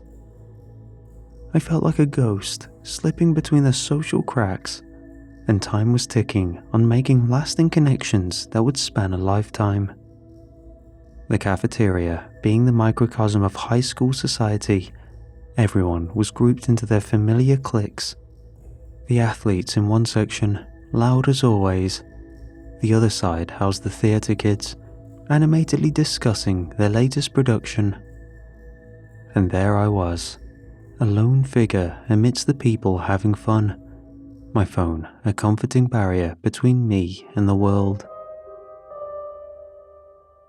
I wished I could be like them, but self-doubt clung to me like a shadow and oozed out of me when I tried. I couldn't help comparing myself to the others, measuring my worth against them. It was a constant habit that reminded myself of my status. As I scrolled through my feed, half listening to the conversations around me, something caught my attention. A group of students at the next table over were animatedly discussing some new app. "It shows you, but from the future," one of them said, her voice bubbling with excitement. "It's like looking into a crystal ball." Another chimed in, "I saw myself in Paris working at some big fashion company. I mean, it's probably nonsense, but it's fun, right?" Their words piqued my interest. An app that could show the future? It sounded crazy, but also fun. The future was something that I often fantasized about, knowing how much I hated the present. A hope, maybe, of better times ahead. It was what I needed to cope with how things were, a glimpse of a successful future, something to hold on to amidst uncertainty. The thought lingered throughout the day, a tempting whisper that refused to fade. As the final bell rang and the corridors emptied, I found myself excited to go home and try it. Even if it turned out to be some benign prediction, it could inspire some hope that I desperately needed. And luckily for me, I caught the name of it from when I heard those girls talking about it. Mirror Me. Later that evening, as the sun dipped, I sat at my bed, staring at the App Store on my phone. There it was. Mirror Me. The icon glowed, a simple mirror with an infinity symbol etched in the center. The reviews were glowing, filled with people claiming it had changed their lives. It seemed like an exaggeration, but the prospect was too tempting. A siren call to a future I desperately wanted to believe. My thumb hovered over the download button, excitement mingling with anticipation. Taking a deep breath, I tapped the screen and watched as the app downloaded. Downloading the app, my mind jumped into a realm of possibilities, and yet I still carried a sense of skepticism. It promised to show an accurate prediction of my future self that updated in real time, but the realist in me was always grounded to my true expectations. The description was futuristic, almost too good to be true, and the reviews were overwhelmingly positive. People claimed it had given them a glimpse into the future, some miraculous peak that had changed their lives. However, it's not hard to question the intelligence of the general populace. I took a deep breath, a bit more dramatic than I'd liked, and opened the app. The screen flickered to life, the loading icon spinning for a moment before asking if I'd allow the app to use my camera, which I of course accepted. When it came on, it snapped a picture of me, then revealed an image of what looked like me, but different. I blinked, and there I was. It looked like I was a successful software developer standing in a sleek, modern office wearing a tailored suit that exuded confidence. My future self looked assured and happy, a stark contrast to how I'd often felt. My heart raced with excitement and disbelief. "Is this really me?" I whispered, reaching out to touch the screen, half expecting the image to vanish like a mirage. But it remained, solid and enticing, a vision of a life I desperately wanted to believe was possible. This vision filled me with a surge of motivation I hadn't felt in a long time. The next day, I walked into school with renewed energy, eager to take small steps towards making that future a reality. I raised my hand in class, giving answers confidently, feeling a thrill every time I contributed. I even joined the school's coding club, something I'd always wanted to do, but had never had the courage to try. My parents noticed the change almost immediately. At dinner, my mum smiled at me, a glint of pride in her eyes. "You've been really engaged lately," she remarked. "It's great to see you out of your shell." I couldn't help but beam with pride, feeling for the first time that my future might indeed be as bright and promising as I'd imagined. The app had given me a glimpse of a life I wanted, and I was determined to work toward it, each day bringing me a step closer to that vision. It was as if the world had shifted, opening up new possibilities I'd never dared to dream of.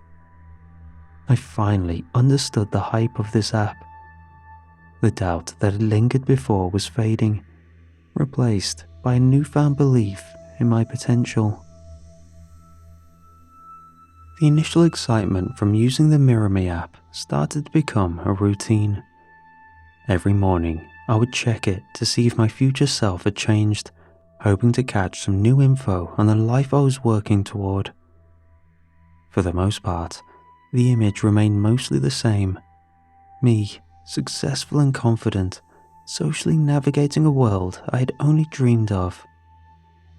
But soon, I began to notice small discrepancies in the reflections. It started subtly, a small bruise on my future self's arm that I didn't remember having. I shrugged it off, thinking it was just adding details to create a narrative. In the following days, however, the discrepancies became harder to ignore. A faint scratch appeared on my future self's cheek, then another bruise, this time more pronounced. I felt a knot of anxiety seeing this unfold. I tried to shake off the feeling, thinking it was just an error. But the nagging sense that something was wrong wouldn't leave me. During a coding club meeting, I was working on some hardware, swapping around some parts. The edges of an I/O shield are quite sharp, and while shifting something around, I caught my hand on it. It was a minor injury, nothing more than a sting and a bit of blood. This comes with the territory, so I thought nothing of it. However, later that night, I checked the app like I usually did. And there it was, the same cut mirrored on my future self's hand. Panic set in. I stared at the cut on my hand, feeling a cold dread rising in me. I was simply using the app for a boost in confidence, but this bled the fantasy into the realm of reality. The thought of this sent my mind spiraling. If the app was accurately predicting these events, then what else could it foresee? I mustered as much doubt as I could, but I still became anxious, unable to shake the feeling that the future was closing in on me, as if it was already written and waiting to unfold. I became obsessed with finding answers and checked the app constantly, my fingers itching to unlock the screen every spare moment. Every so often, a new scar or injury would appear on my future visage, and each time this happened, my mind raced, trying to figure out how to prevent these future mishaps. Sleepless nights became routine as I lay awake, staring at the ceiling, replaying every decision I'd made each day.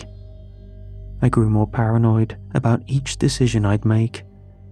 Though the road is clear, should I cross? I need to reach something off a top shelf, but is it safe? Is what I'm eating within date? The app, once a lifeline, was now a tormentor. A mirror reflecting my fears, a ticking clock to a future I couldn't ignore. In quiet moments, alone with my thoughts, I began to realize the cost of seeing the future. The blissful ignorance gone as I spiraled in panic, trying to avoid this future that was getting darker and darker by the day. But I was still hooked, addicted to trying to right the wrongs that came in droves. As the days turned into weeks, my obsession with the Mirror Me app grew, and it started to take a toll on my life. After every decision I'd make during the day, I would check to see if the future image got better or worse. Sometimes I'd do something which improved it slightly, but it always seemed to be on a slow decline. The confident, accomplished man which inspired me was debilitating. I found myself withdrawing from my friends and family, each interaction tinged with a silent fear that something might happen to me because of it. The idea of causing some unseen ripple effect terrified me. Social gatherings became minefields of potential disasters. Would starting a friendship with someone be the catalyst for disaster? Would cutting ties with someone save me? These thoughts plagued my mind each time I interacted with someone. I started cancelling plans, making excuses to avoid any outings. I told myself it was for my future, that I needed to focus on my studies and success to try get the image back on track. But deep down, I knew it was because I feared what the app might reveal next. Sitting alone at lunch, I watched my friends or future acquaintances from afar, feeling a pang of longing as they laughed and joked together. I wanted to join them, but untold fear held me back. I'm doing this for my future, I reminded myself, like a mantra, though the loneliness hung around my shoulders like a heavy cloak. I buried myself in my schoolwork, hoping that academic success would somehow counterbalance the growing isolation. But no matter how well I performed in class, the app continued to show me visions of a future that seemed increasingly bleak. What made things worse was that sometimes I'd be delivered a glimmer of hope, drip-fed improvement in the picture. Yet it was always hard to pinpoint what exactly made the change. Was it something I ate, something I said, or was it a thought that would inspire improvement in the far future? It was near impossible to tell. But these moments were far and few between. Despite coping with the few times I saw things improve, there was no doubt that it was always in a steady decline. Slowly, my future self looked increasingly isolated and unhappy, the cheerful surroundings around him dwindling. The once confident figure now appeared hollow, eyes shaded with the weight of solitude. My heart sank each time I saw this, feeling the walls closing in around me. The image of my future success felt like a cruel joke now, a taunting spectre of what I was sacrificing everything for. I was becoming a prisoner of my own ambition, stuck in a cycle that spiraled downward, getting worse no matter what I did. Desperate to change this grim future, I decided to take matters into my own hands. I began spending hours trying to reverse engineer the app, hoping to find a way to alter the predictions. I scoured online forums, downloaded tools, and immersed myself in lines of code, convinced that if I could understand how the app worked, I could somehow change its course. But the deeper I delved, the more elusive the solution became. Surrounded by error messages and unyielding lines of code, I felt a creeping sense of futility. This was beyond my capability. I was losing myself in this, feeling more lost than ever. Each failed attempt to crack the app's secrets only heightened my paranoia and fed my obsession. The line between past, present, and future blurred, leaving me trapped in a cycle of endless uncertainty, fueled by the image still degrading even when I changed my tact. It was well and truly a curse. But I couldn't bring myself to stop. The day came when I could no longer ignore this cycle of doom I was in. I spent too many sleepless nights trying to untangle the mystery, too many days lost in anxiety, yet I still came crawling back.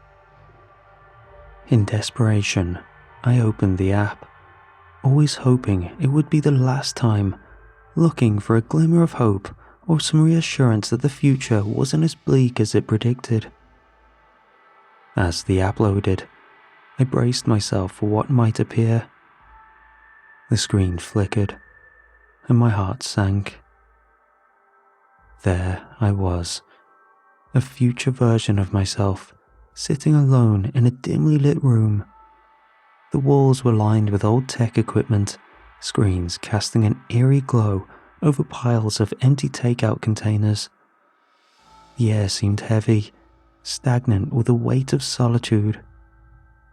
My future self looked utterly defeated, eyes hollow and filled with a quiet despair. I could feel the loneliness emanating from the screen. Tears welled up in my eyes as I stared. Regret and sorrow washed over me. The app showed me the consequences of my obsession. A future stripped of joy. All my attempts to control the future, to shape it into something I thought I wanted, had only led me down a path of isolation. I had sacrificed friendships, family, and happiness in pursuit of a vision that had slowly become a nightmare. Overwhelmed by the weight of this understanding, I knew what I had to do. With a trembling hand, I hovered over the app icon on my phone, hesitating for just a moment. Checking the app was an addiction, one that was hard to shake. I had tried to control my time looking at it to no avail. So this was the ultimate solution I could think of. Erasing it permanently. As the app vanished from my screen, I felt a mixture of relief and fear. What now, I wondered.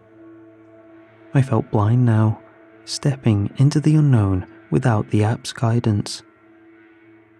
It was terrifying and liberating all at once, a strange mix of emotions. The future, now a blank slate, open to possibilities I couldn't see. I was free from the app's predictions, but faced with the daunting task of rebuilding my life from the fragments I had left behind. Slowly, I began to reconnect with the world I had pushed away. I reached out to friends, rejoining their conversations and gatherings with a tentative hope that things could be different. I feared that my road to isolation was one I'd manifested, forever to follow me to all relationships. But, to my surprise, I was met with warmth and acceptance, the bonds of friendship slowly mending.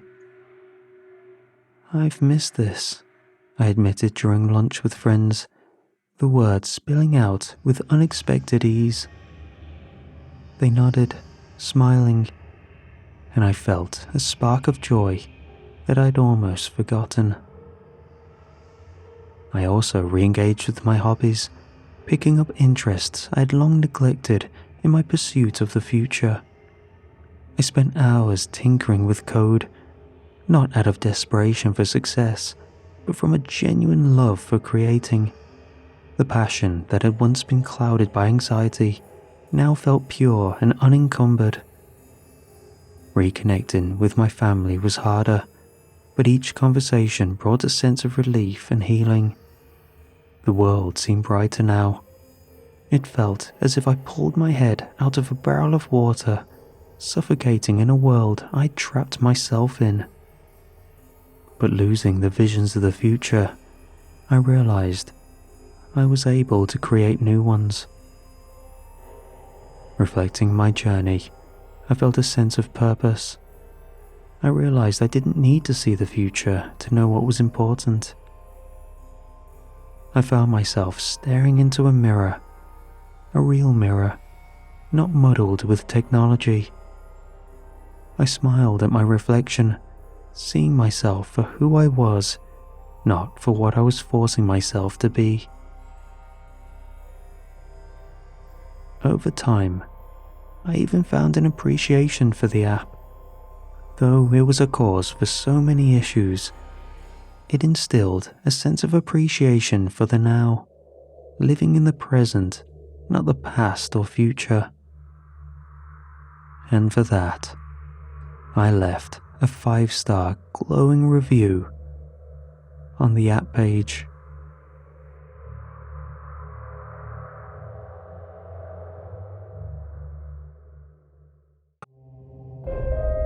Most Uber drivers serve a wide variety of customers.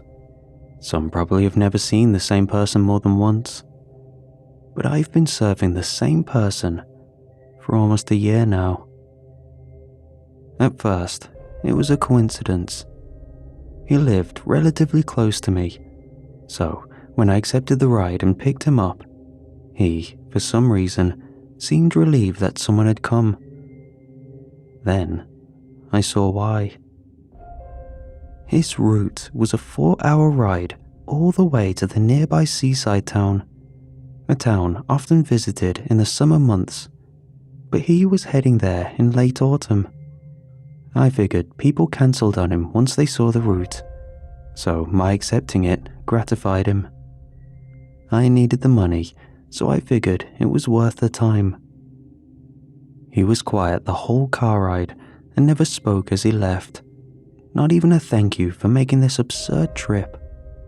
And being new to Uber, I started to realize why experienced riders would decline such a route.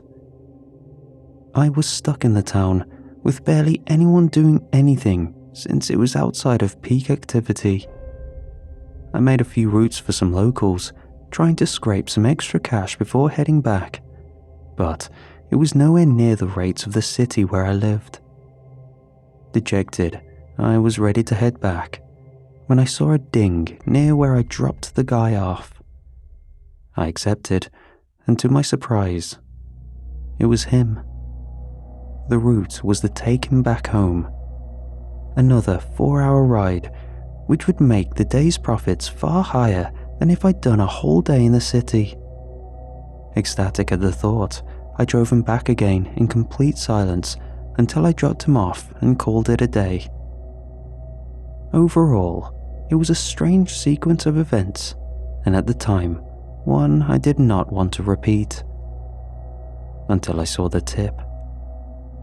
He had left a hefty 30% tip on top of the already expensive ride, both ways. For someone struggling for money, this was a godsend. When I accepted a route the next day and went to the location, I was surprised to see that it was him again. The route was readying for a 4-hour ride back to the seaside town. It was obviously strange that he would go so far yet again, 2 days in a row. But knowing what he was paying, I accepted again. This time, I didn't even bother doing any of the local routes there. I just hung around and grabbed a drink with the app open, the map hovering where I dropped him off. And, like clockwork, around 2 hours later, a ding popped. I quickly finished the drink and accepted the ride, and it was him, ready to go home. I relaxed when I finished my shift and lit up when I saw that yet again he dropped a 30% bonus on top. The next day, when I started my routine of checking the app, I was doubtful that he would want to go there again. It was preposterous that he even went twice like that, but a lingering hope in the back of my head made me check if there were any routes around where I picked him up. And my jaw dropped when I saw one there, exactly where I usually picked him up. This set my routine for the next few months. Every weekday, I would start up my app at around 8 a.m, drive into the town, wait around 2 hours, and then drive him back, each time getting a juicy 30% tip on top. God knows if he did this on the weekend with someone else, but I was not going to do this 7 days a week. I'm not a very talkative person, but I sometimes try to start a conversation, but I'm just met with silence. I even tried to offer my personal number, in case he wanted to do this outside of Uber, so they wouldn't scrape their fees from the payment and make it cheaper for him. But no, he would just look out the window and watch the roadside, eyes glazed over, lost in thought. So, when he finally spoke, I nearly jumped. "The town means a lot to me," he said. His voice sounded like someone who had just woken up, making me wonder if this was the first time he'd spoken to anyone in a long time. I froze, but didn't want to pass up the opportunity of knowing more, so I asked why. He opened up about his connection to the place, that he used to go there often, and now that he was no longer working, just wanted to spend his days there. I asked him if he was retired. He said that he wasn't, but that he lived off of passive income that supported his lifestyle. It was intriguing learning about his unique circumstances, and despite the long ride, we soon neared the location, and he quietened up. On the way home, he talked about the things he liked there, the local ice cream shop that made their own flavors, the bike rentals that let you see the scenes in good time. The corpse I shopped around was suddenly animated to life with nostalgia. He even recommended places for me to go, somehow knowing that I now waited for his ride back. I dropped him off with a smile, excited to learn more the day after. When I got home, my eyes widened when I checked the Uber app. He slammed me with a 50% tip, far exceeding what he had tipped before. I almost wanted to return it, but I didn't want to look a gift horse in the mouth. It helped me so much with my financial issues, and he seemed to have an endless source of income to have supported this strange lifestyle. The day after, I tried asking him more questions. I was curious about more of the local experiences and his connection to them. Despite having been there so much, I knew next to nothing about the place. But I was only met with stone-cold silence. It was like he had reverted back to how he was, just solemnly looking out the window the whole ride. The way back was all the same. It seemed he had expended his burst of social energy and fell back into his usual routine. I tried again the day after and was met with more silence. The tips reverted back to 30%. Nothing to scoff at, but short of the big payday I was after. A while went by like this.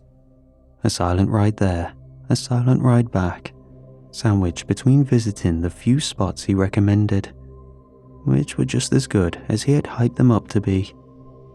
Yet, despite visiting all the places he mentioned, he would never be there.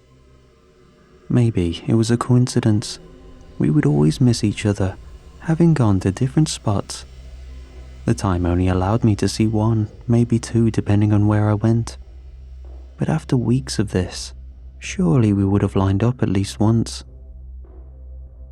I was jolted again in the middle of a midweek drive. He broke the silence with another nugget of information. "I go there to see my wife," he said bluntly. This answer raised so many questions. Long distance is often almost entirely reserved for young people or people who cannot afford to move in together, but he was neither of those. Before I could ask him about it, he went on. He spoke of how much he loved seeing her, describing how she looked. Middle-aged, full blonde hair with a button nose, slender but not too slim. He was infatuated, glowing as he spoke. Not only animated, but happy. A sharp contrast to how he usually seemed. So much so that I didn't want to interrupt him with my curious yet benign questions. Sadly, he only started talking near the end of the trip, so by the time an opportunity came up to ask him my questions, we were pulling up to his stop. I waited around, too curious to do much in the town, only grabbing some food and waiting with excitement. After spending so much time with him, I was invested in his story, only drip-fed to me in rare times. When I got the ping, I hurriedly picked him up, my mouth bursting with the questions I had bottled up. I tried to broach the topics calmly. I asked him why they lived apart, why he didn't just live in the town, and why they only see each other for such a small window each day. I did so as politely as possible, but was only met with a silence I was all too familiar with. When I got home, I had two amounts for the trips. A 50% tip on the way there, and only 30% for the way back. a curious hint about how he wanted things. On the plus side, I was able to start living how I wanted. The first thing I reinvested in was a new car. I was spending so much on fuel, so to get something more economical was basically an investment, though the luxury extras were me treating myself. Then I felt too scruffy to be seen in the thing, so I even got some nice new clothes, standout brands that would make it look like I didn't just steal the car from the lot. It took a good few months before he spoke again. I was scared my probing questions had offended him, but when he spoke, he dropped some heavy information, answering my questions as if I'd only just asked them.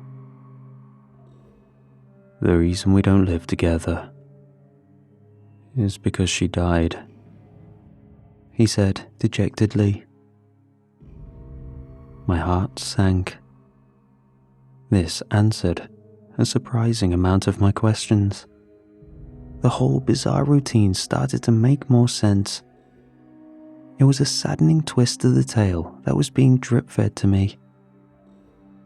He told me stories of their time together, that she was with him from rags to riches, and that despite making something out of himself, he's sad that he cannot share the fruits of their labor together. This explained why he frivolously spent on Ubers every weekday just to keep up this ritual. This time, he talked almost the entire 4-hour ride there. He shared personal details about their relationship, the ups and downs, the things he didn't realize he'd miss until she was gone. It was touching and really progressed me emotionally for when I finally meet someone worth sharing my life with. When he exited the car, he shared one piece of final wisdom. It's the routines that matter. Make sure you keep up a good routine. This way, you never forget what happened. It was cryptic enough to apply to many things. I chose to hold on to it and to hopefully fully know the meaning of this proverb. The ride back was silent, but in a good way, resting in the good energy of openness.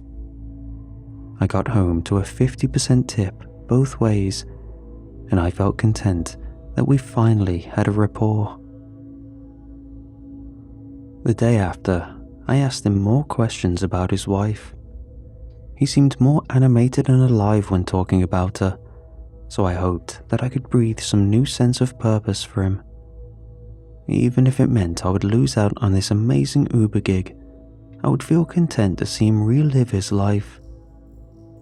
However, when I looked back in the rearview mirror, he was looking out the window, silent like before. I tried to probe once more, but we were back to our usual routine. The following weeks were the same. Each time I thought I had made enough progress to get to know him, he closed up. It was only when I tried to start conversation, so I noted that it always had to be him, no exception. So I waited, and eventually, the day came when the silence was once again broken.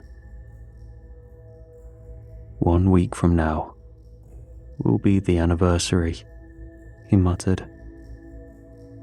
My heart sank, but this was just the beginning of the heart-wrenching details. He told me how things happened from his perspective. He said they went to the seaside town for a few days, booked a nice hotel, and planned to spend a few days there just to relax. It was the start of autumn, but it was also their anniversary. They didn't care that it would be cold and that it would basically be a ghost town. They just wanted to share their special day together in the place that meant the most to them. This touching scenario was ripped from my gut as he explained what actually happened. They were walking near the pier. It was early afternoon, broad daylight, when he lost sight of her while distracted for only a moment. There weren't many people around, and not many places she could have gone. Yet despite this, he couldn't find her afterwards.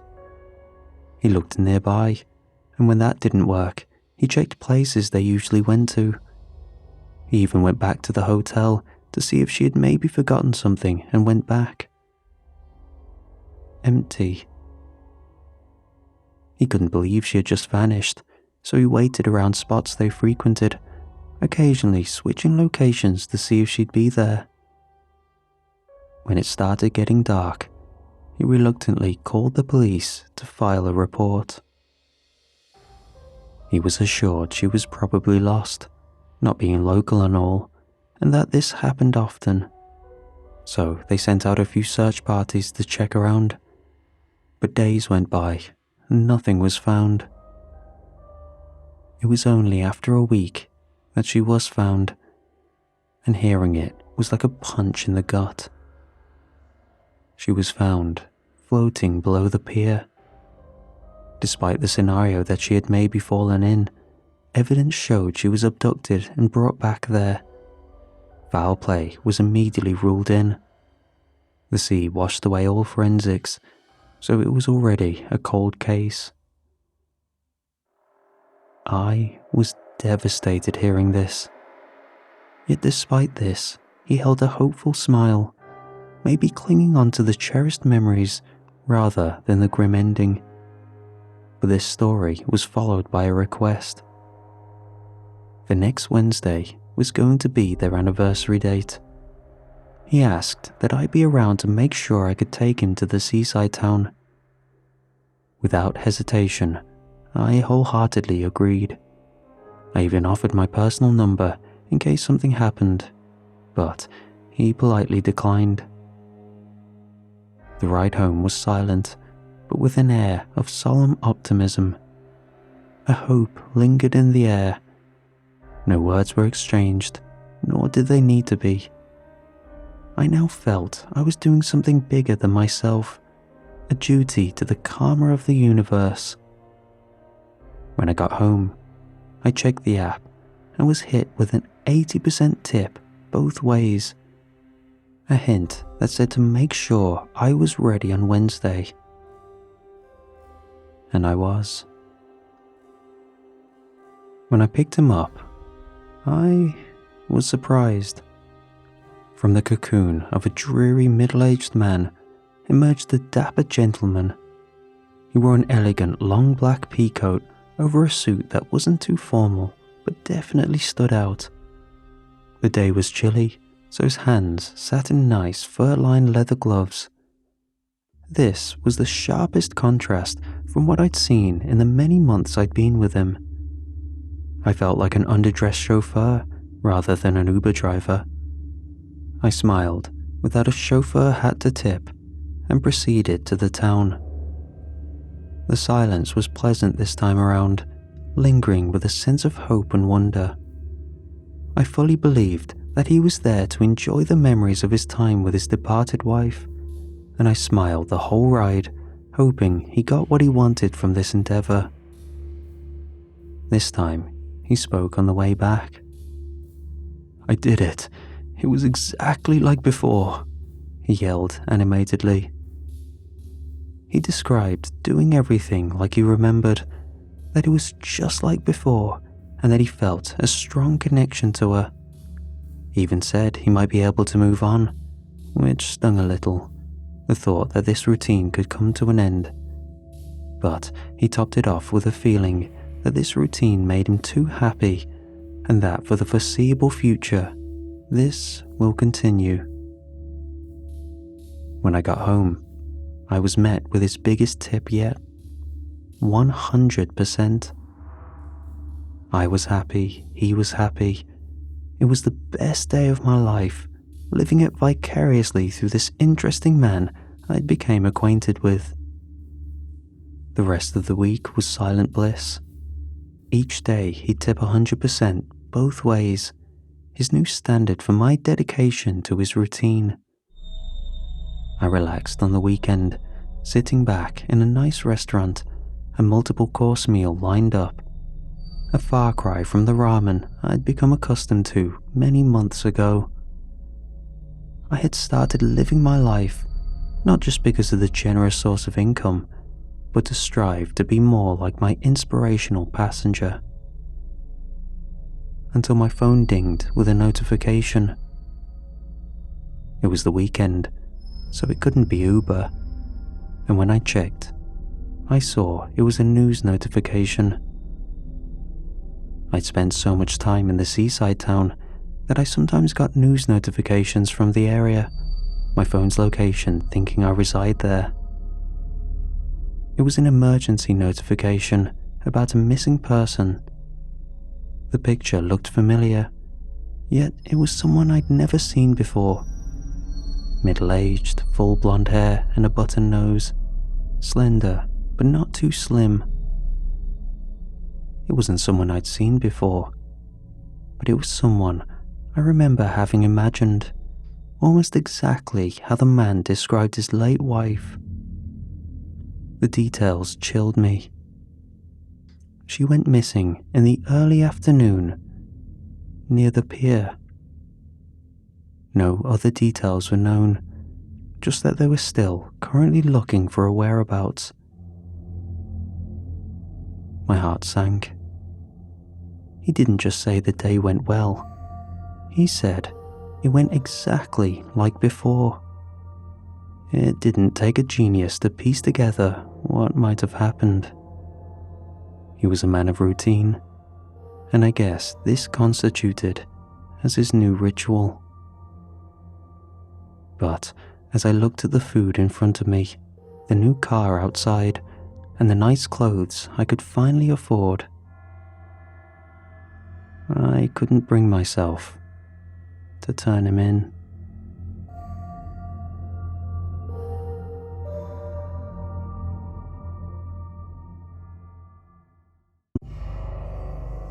Come on, I muttered, tapping the steering wheel nervously. I couldn't miss this. This deal was too important. My boss had claimed this was a make or break for my employment. If I was late to this meeting, I was doomed. I pulled out the pocket watch that had been gifted to me just this morning. 3:15 p.m. The meeting was supposed to start in 15 minutes, and I was an entire 30 minutes away. Traffic had been at a standstill for what felt like an eternity. The cars in front of me hadn't so much as budged in the last 10 minutes. I gripped the pocket watch tightly, subconsciously praying that I'd make it to this meeting. I put the watch back in my pocket and pulled out my phone, checking the GPS for an alternate route just in case. The screen flickered oddly, then refreshed with a newfound route. A series of some back streets that looked like they cut through the city and would get me there just on time. It looked tight, but it was my only chance by a long shot. However, based on the city's layout, it still seemed impossible to make on time. I eyed the gridlock ahead of me, my stomach clenched with frustration. I had to take the risk. I turned off the highway, and as soon as I did, the drivers behind me started honking their horns angrily. Honestly, I felt a little stupid, hoping that making it on time was possible. I drove down the suggested exit and saw that I was the only one doing so. The exit led me towards a section of the city I'd never been to. I went through a narrow street lined with old brick buildings, looking much older than the modern infrastructure that made up most of the city. The road was oddly quiet. It was the middle of the day, and as far as I was aware, this part of town wasn't known for being busy. I was making good time, but I couldn't get the nagging question of why no other drivers were taking this route. The streets around me were entirely desolate. The road ahead of me looked endless, an empty street littered with trash and moss. It looked entirely abandoned. It felt like I was all alone. The 5 minutes I drove felt excruciating. every second passing making me more and more nervous. My phone buzzed. Something about losing the GPS signal.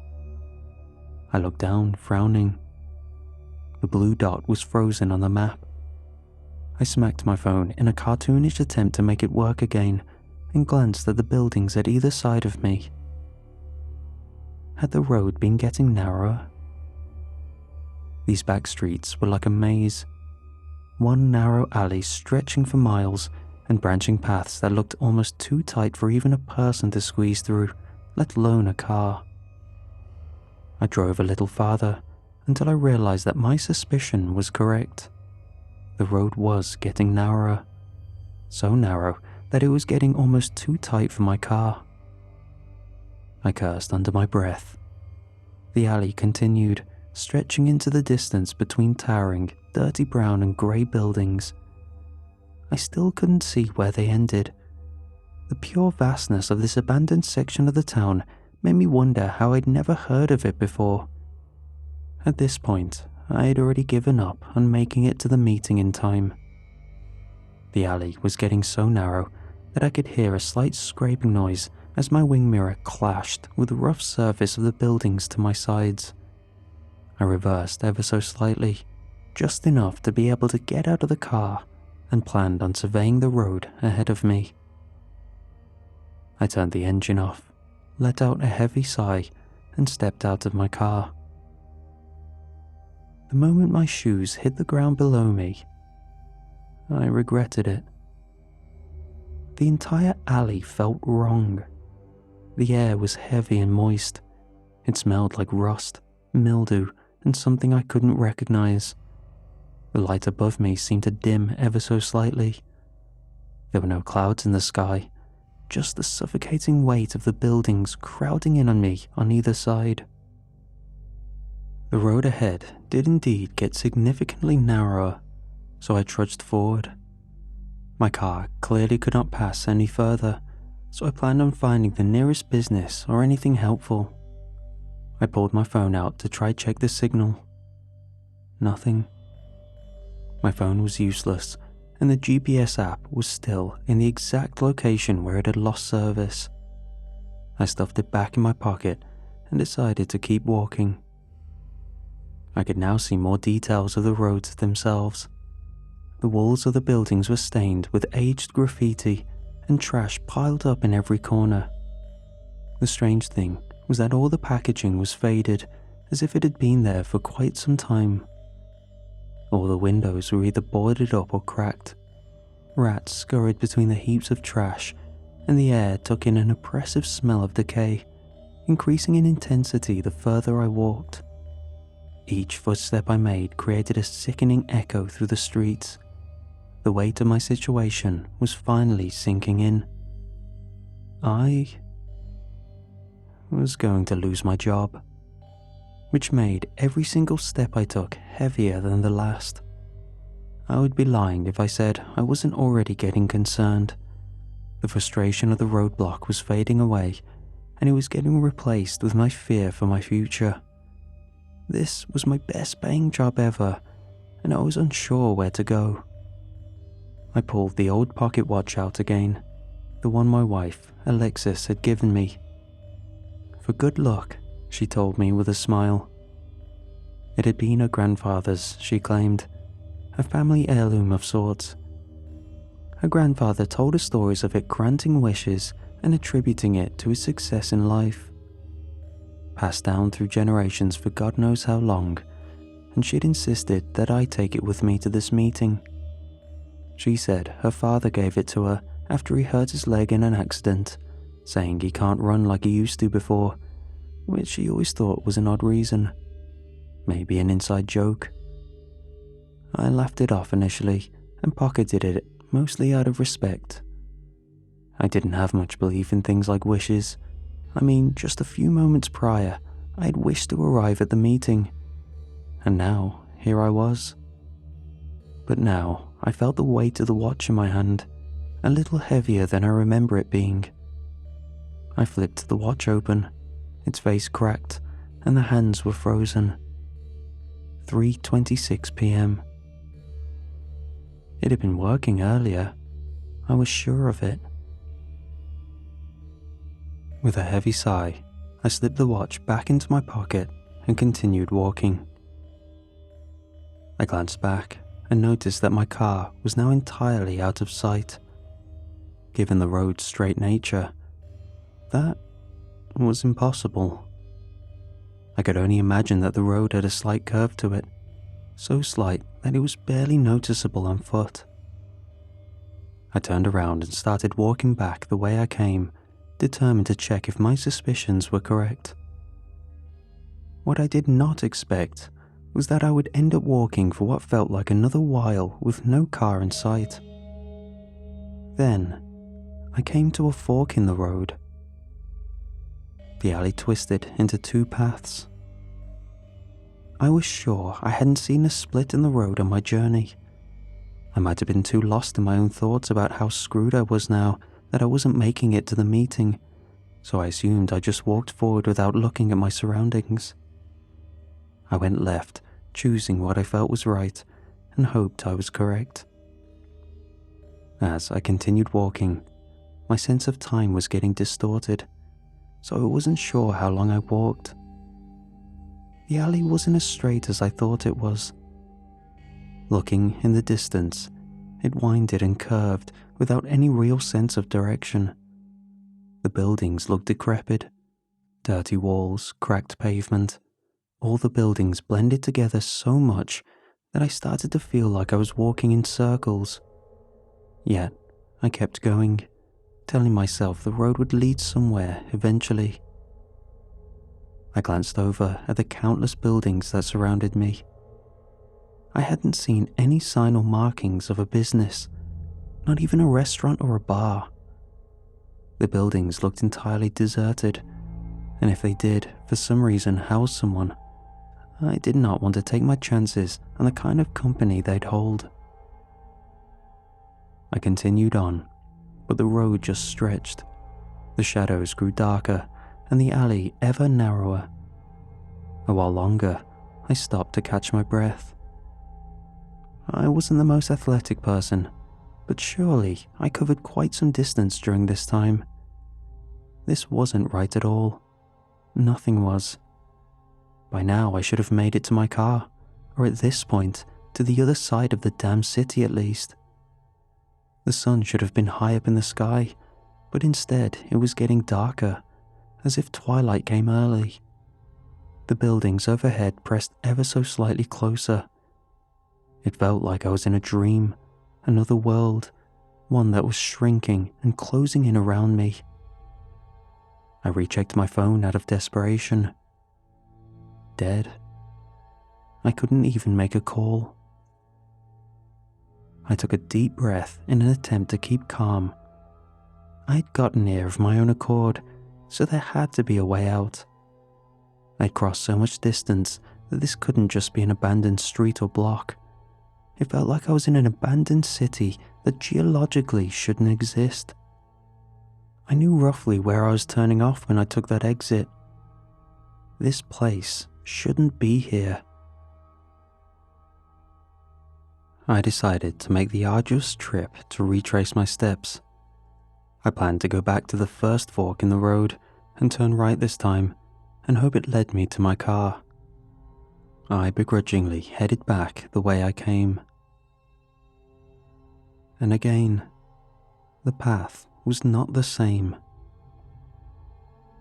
I was sure there had been no other forks or turns on the main road I was on, but instead of the curving alley I'd walked so long on, there were now 3 different directions ahead of me, none of which looked even remotely familiar.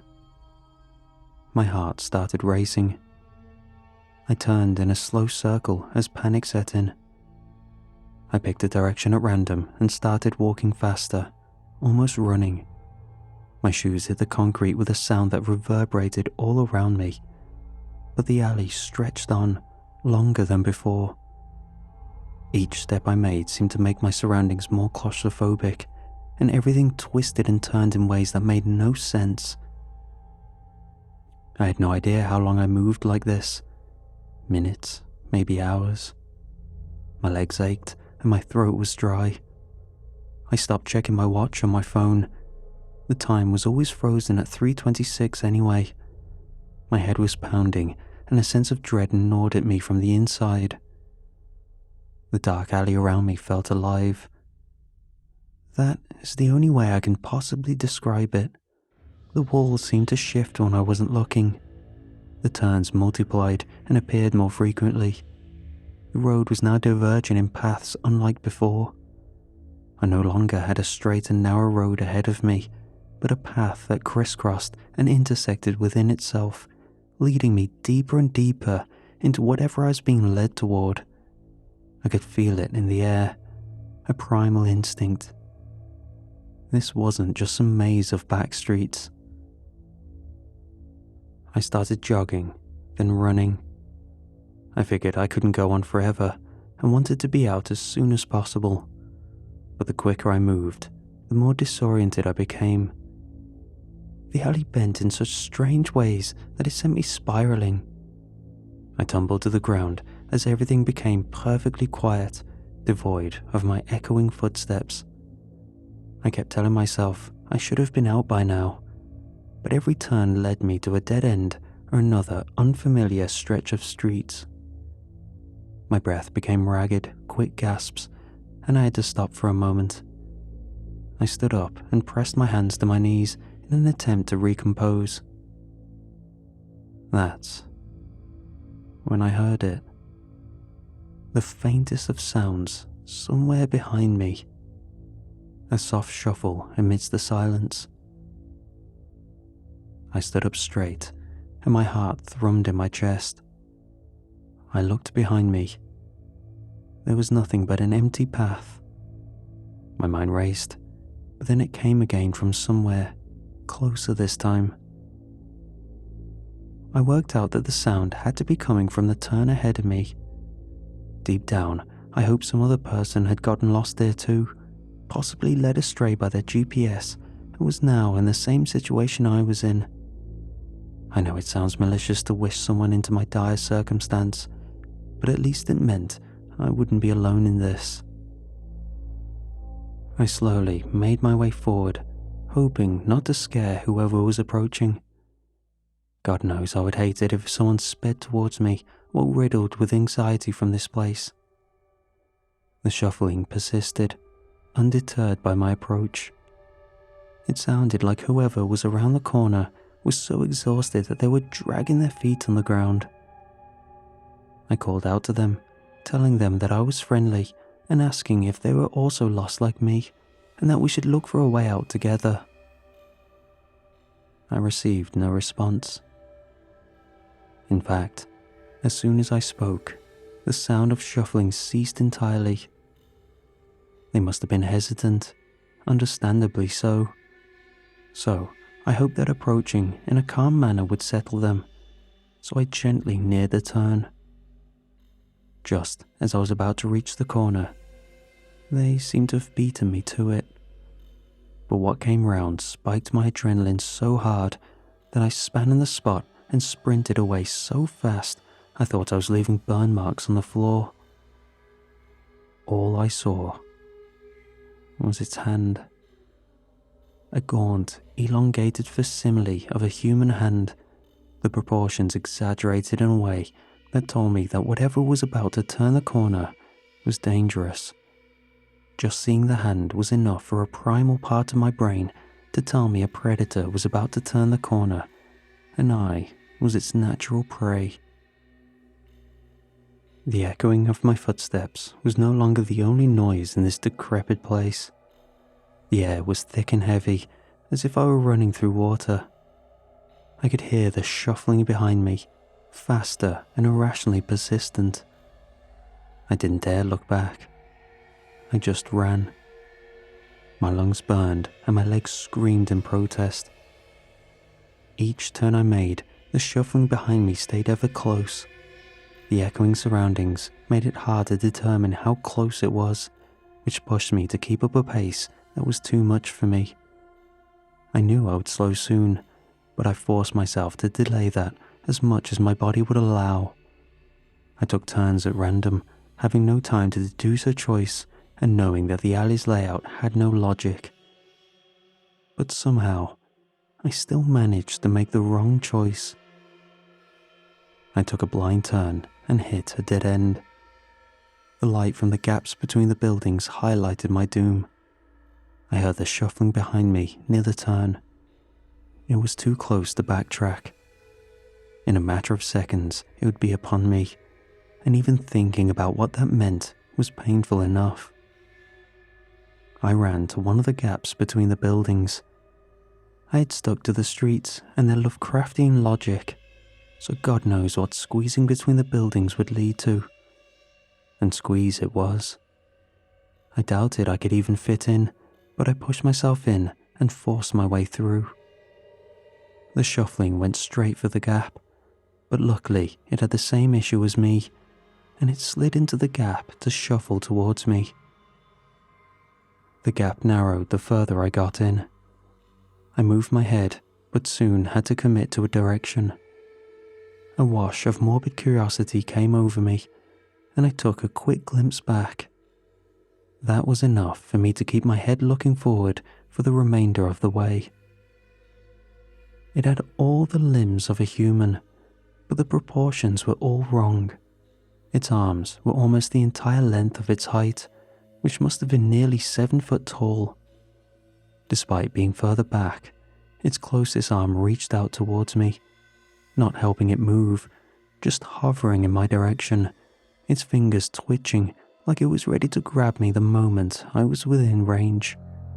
Its other hand dragged on the floor behind it, creating a familiar shuffling sound. Its skin looked like it had a rough texture and was pale in color.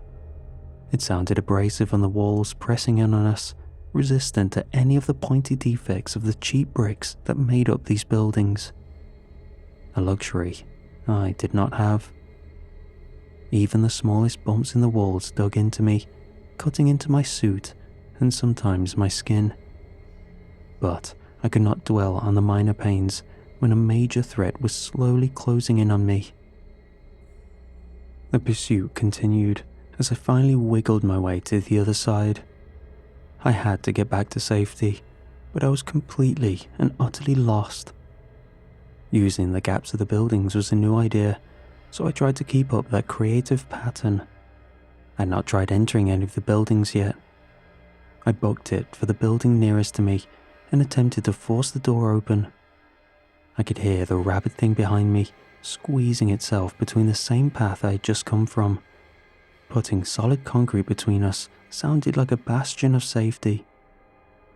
But the door refused to budge.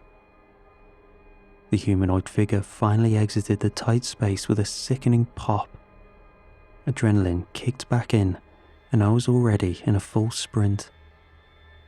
Above my thumping footsteps and the shuffling in pursuit, I realized there was another sound. A ticking sound. It was faint, barely audible, but it was there. A rhythmic, soft ticking. I yanked the watch once more and stared at the cracked face. The clock hands were moving in a strange way. It read 2:11, all hands pointing in the same direction. I turned the watch, thinking it might have been broken in the tight squeeze, and the hands all turned in unison. It wasn't telling me the time. It was telling me a direction, akin to that of a compass. I continued running, and the watch adjusted as I made my movements. It was guiding me, trying to tell me something. As I ran in a single direction, the ticking of the watch started getting more frantic, and the sound of the shuffling returned to reach a crescendo. I hurried my pace with the last of my strength, but was no longer running blindly. I let the soft, steady rhythm guide me through the maze of the alleyways, a sick game of hot and cold. The creature was still behind me, its shuffling echoed in the darkness, but I didn't stop. I couldn't. Eventually, I saw it. A faint red car in the distance. My car. It was still parked in the same spot where I had left it, as if nothing had happened. The moment I saw it, The pocket watch's rhythmic ticks turned wild, and the creature's pace quickened. All other senses seemed to flee my mind, and my sole focus was on running as fast as I could. I reached the car, fumbling with the keys with shaking hands. The thing was so close now that I could almost feel its damp breath on the back of my neck. I shoved the key into the lock, threw the door open, and jumped inside. I slammed the door shut as the creature reached me. The vehicle shook as the beast collided with it, and I closed my eyes in an attempt to at least grant myself the privilege of not looking at that thing again. For a moment, everything went perfectly silent. I sat there in disbelief, my breathing still rapid from the long sprint I had to maintain. The heavy breathing must have been too much for me, or the panic finally set in, because I passed out. When I woke up, I was parked in my spot at the office building's parking space. I checked my phone out of habit and saw the time. 3:28 p.m., 2 minutes before my meeting. Seeing I was on time for the meeting overtook the shock of remembering my phone had died. I corrected my posture as I raised myself up. I didn't waste any time. I pushed the car door open and headed towards the meeting room. I still don't quite know what happened or how I got out, but I knew the watch was connected to it. I distinctly remember holding it while stuck in traffic and wishing I could make it to the meeting in time. And lo and behold, I did. I've been back on the same freeway I was stuck on before the meeting, and there isn't an exit where I remember turning off the road. I pulled over in a lay-by, and no matter how many times I checked, there was no alternative routes from that spot. It seemed my wish had come true, as my grandfather-in-law had told my wife, but it came at the cost of this chase. And now, it finally made sense why it was passed on to her when her father hurt his leg.